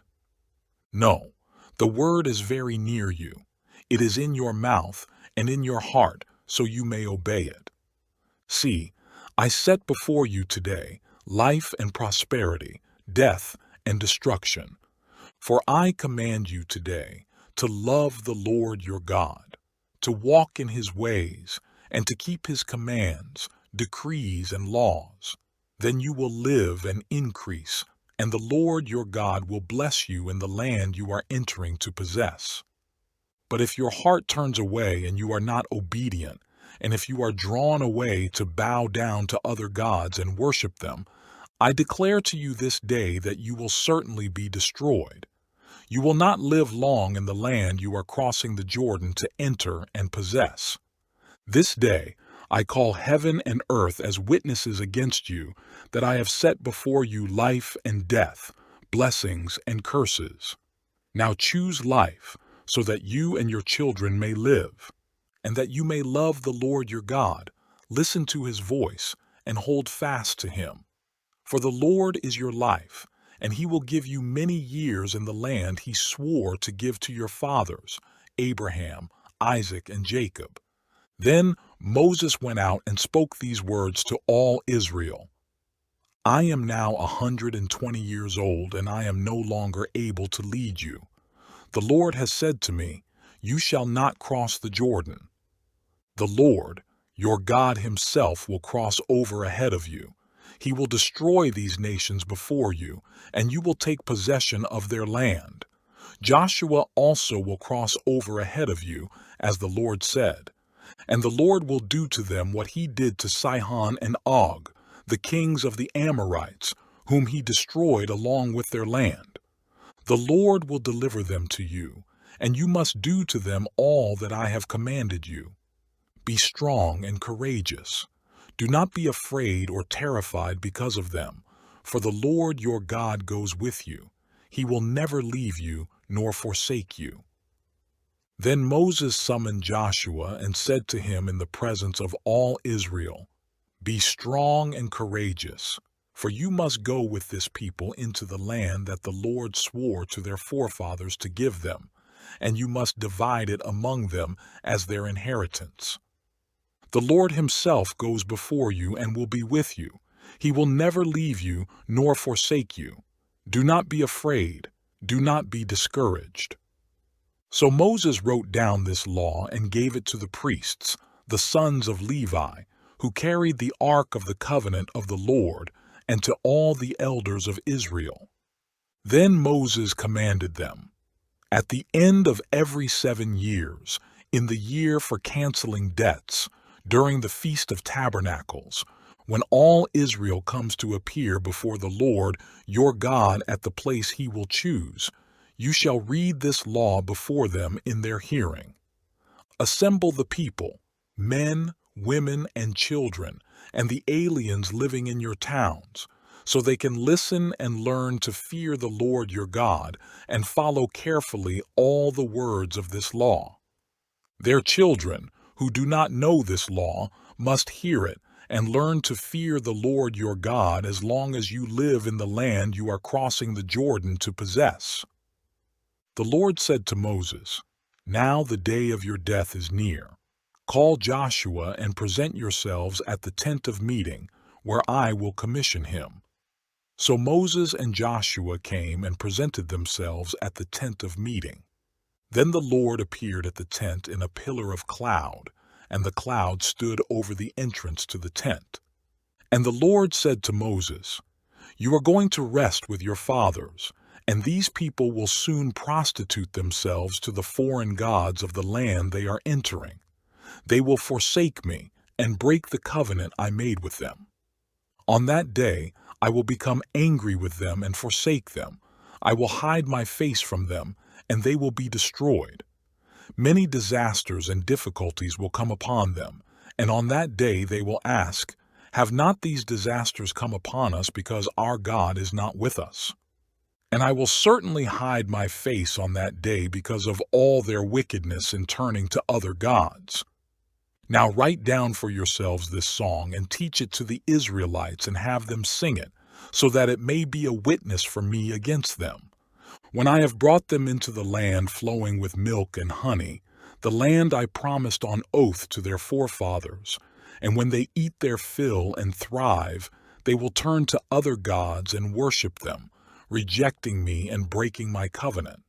And when many disasters and difficulties come upon them, this song will testify against them, because it will not be forgotten by their descendants. I know what they are disposed to do, even before I bring them into the land I promised them on oath. So Moses wrote down this song that day and taught it to the Israelites. The Lord gave this command to Joshua, son of Nun. Be strong and courageous, for you will bring the Israelites into the land I promised them on oath, and I myself will be with you. After Moses finished writing in a book the words of this law from beginning to end, he gave this command to the Levites who carried the ark of the covenant of the Lord. Take this book of the law and place it beside the ark of the covenant of the Lord your God. There it will remain as a witness against you. For I know how rebellious and stiff-necked you are. If you have been rebellious against the Lord while I am still alive and with you, how much more will you rebel after I die? Assemble before me all the elders of your tribes and all your officials, so that I can speak these words in their hearing and call heaven and earth to testify against them. For I know that after my death you are sure to become utterly corrupt and to turn from the way I have commanded you. In days to come, disaster will fall upon you because you will do evil in the sight of the Lord and provoke him to anger by what your hands have made. And Moses recited the words of this song from beginning to end in the hearing of the whole assembly of Israel. Listen, O heavens, and I will speak. Hear, O earth, the words of my mouth. Let my teaching fall like rain and my words descend like dew, like showers on new grass, like abundant rain on tender plants. I will proclaim the name of the Lord. O praise the greatness of our God. He is the rock, his works are perfect, and all his ways are just. A faithful God who does no wrong, upright and just is he. They have acted corruptly toward him. To their shame they are no longer his children, but a warped and crooked generation. Is this the way you repay the Lord, O foolish and unwise people? Is he not your Father, your Creator, who made you and formed you? Remember the days of old, consider the generations long past. Ask your father, and he will tell you, your elders, and they will explain to you. When the Most High gave the nations their inheritance, when he divided all mankind, he set up boundaries for the peoples according to the number of the sons of Israel. For the Lord's portion is his people, Jacob his allotted inheritance. In a desert land he found him, in a barren and howling waste. He shielded him and cared for him. He guarded him as the apple of his eye, like an eagle that stirs up its nest and hovers over its young, that spreads its wings to catch them and carries them on its pinions. The Lord alone led him. No foreign god was with him. He made him ride on the heights of the land and fed him with the fruit of the fields. He nourished him with honey from the rock, and with oil from the flinty crag, with curds and milk from herd and flock, and with fattened lambs and goats, with choice rams of Bashan and the finest kernels of wheat. You drank the foaming blood of the grape. Jeshurun grew fat and kicked. Filled with food, he became heavy and sleek. He abandoned the God who made him and rejected the rock his Savior. They made him jealous with their foreign gods and angered him with their detestable idols. They sacrificed to demons which are not God, gods they had not known, gods that recently appeared, gods your fathers did not fear. You deserted the rock who fathered you. You forgot the God who gave you birth. The Lord saw this and rejected them because he was angered by his sons and daughters. I will hide my face from them, he said, and see what their end will be. For they are a perverse generation, children who are unfaithful. They made me jealous by what is no God and angered me with their worthless idols. I will make them envious by those who are not a people. I will make them angry by a nation that has no understanding. For a fire has been kindled by my wrath, one that burns to the realm of death below. It will devour the earth and its harvests and set afire the foundations of the mountains. I will heap calamities upon them and spend my arrows against them. I will send wasting famine against them, consuming pestilence and deadly plague. I will send against them the fangs of wild beasts, the venom of vipers that glide in the dust.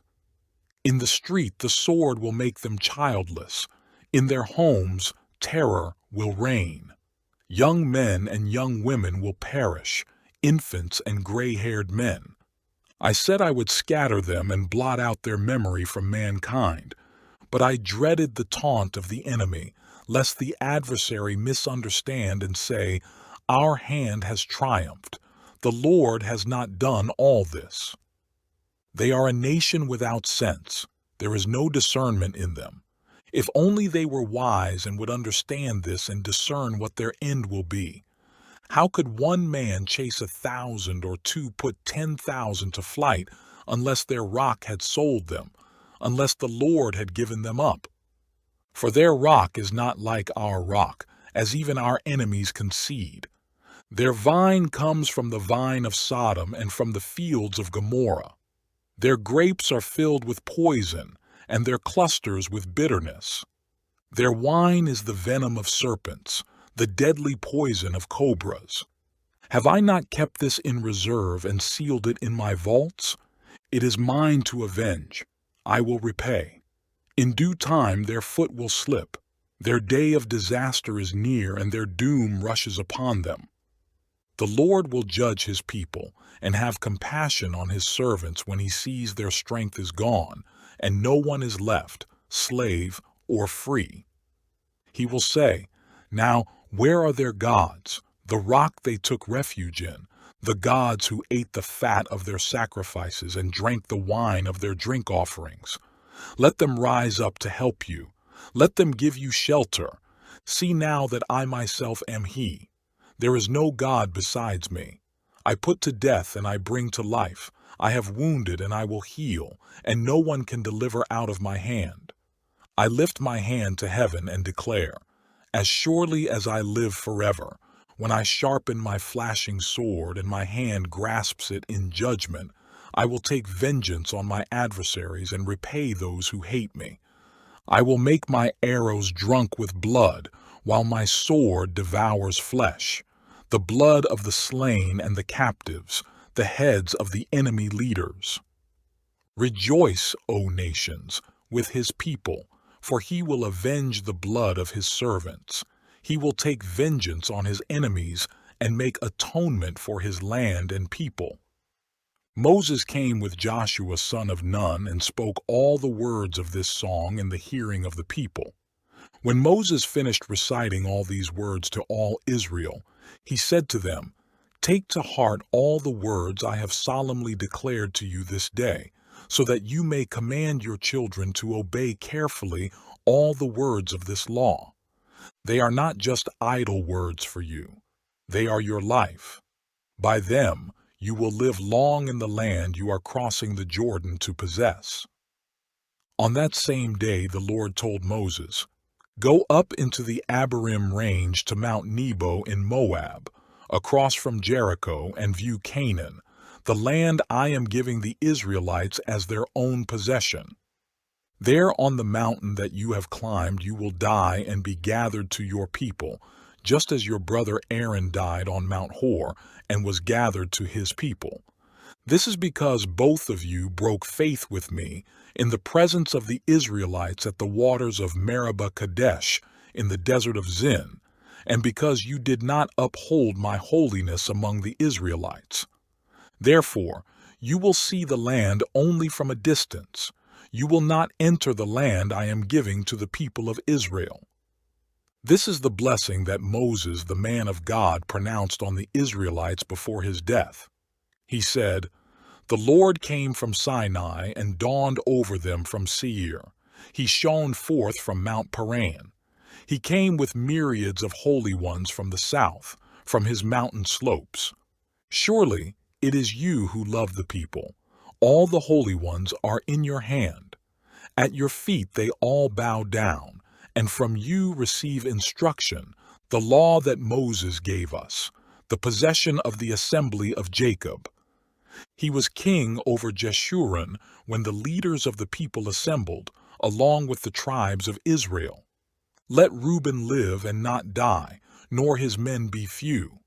And this he said about Judah, "Hear, O Lord, the cry of Judah, bring him to his people. With his own hands he defends his cause. Oh, be his help against his foes." About Levi he said, "Your Thummim and Urim belong to the man you favored. You tested him at Massah. You contended with him at the waters of Meribah." He said of his father and mother, "I have no regard for them." He did not recognize his brothers or acknowledge his own children, but he watched over your word and guarded your covenant. He teaches your precepts to Jacob and your law to Israel. He offers incense before you and whole burnt offerings on your altar. Bless all his skills, O Lord, and be pleased with the work of his hands. Smite the loins of those who rise up against him. Strike his foes till they rise no more. About Benjamin he said, "Let the beloved of the Lord rest secure in him, for he shields him all day long, and the one the Lord loves rests between his shoulders." About Joseph he said, "May the Lord bless his land with the precious dew from heaven above, and with the deep waters that lie below. With the best the sun brings forth, and the finest the moon can yield. With the choicest gifts of the ancient mountains, and the fruitfulness of the everlasting hills. With the best gifts of the earth and its fullness, and the favor of him who dwelt in the burning bush. Let all these rest on the head of Joseph, on the brow of the prince among his brothers. In majesty he is like a firstborn bull. His horns are the horns of a wild ox. With them he will gore the nations, even those at the ends of the earth. Such are the 10,000s of Ephraim, such are the thousands of Manasseh." About Zebulun he said, "Rejoice, Zebulun, in your going out, and you, Issachar, in your tents. They will summon peoples to the mountain, and there offer sacrifices of righteousness. They will feast on the abundance of the seas, on the treasures hidden in the sand." About Gad he said, "Blessed is he who enlarges Gad's domain. Gad lives there like a lion, tearing at arm or head. He chose the best land for himself. The leader's portion was kept for him. When the heads of the people assembled, he carried out the Lord's righteous will and his judgments concerning Israel." About Dan he said, "Dan is a lion's cub, springing out of Bashan." About Naphtali he said, "Naphtali is abounding with the favor of the Lord and is full of his blessing. He will inherit southward to the lake." About Asher he said, "Most blessed of sons is Asher. Let him be favored by his brothers, and let him bathe his feet in oil. The bolts of your gates will be iron and bronze, and your strength will equal your days. There is no one like the God of Jeshurun, who rides on the heavens to help you and on the clouds in his majesty. The eternal God is your refuge, and underneath are the everlasting arms. He will drive out your enemy before you, saying, 'Destroy him.' So Israel will live in safety alone. Jacob's spring is secure in a land of grain and new wine, where the heavens drop dew. Blessed are you, O Israel. Who is like you, a people saved by the Lord? He is your shield and helper and your glorious sword. Your enemies will cower before you, and you will trample down their high places. Then Moses climbed Mount Nebo from the plains of Moab to the top of Pisgah, across from Jericho. There the Lord showed him the whole land, from Gilead to Dan, all of Naphtali, the territory of Ephraim and Manasseh, all the land of Judah as far as the western sea, the Negev and the whole region from the valley of Jericho, the city of palms, as far as Zoar. Then the Lord said to him, This is the land I promised on oath to Abraham, Isaac, and Jacob when I said, I will give it to your descendants. I have let you see it with your eyes, but you will not cross over into it. And Moses, the servant of the Lord, died there in Moab, as the Lord had said. He buried him in Moab in the valley opposite Beth Peor, but to this day no one knows where his grave is. Moses was 120 years old when he died, yet his eyes were not weak, nor his strength gone. The Israelites grieved for Moses in the plains of Moab 30 days, until the time of weeping and mourning was over. Now Joshua son of Nun was filled with the spirit of wisdom because Moses had laid his hands on him. So the Israelites listened to him and did what the Lord had commanded Moses.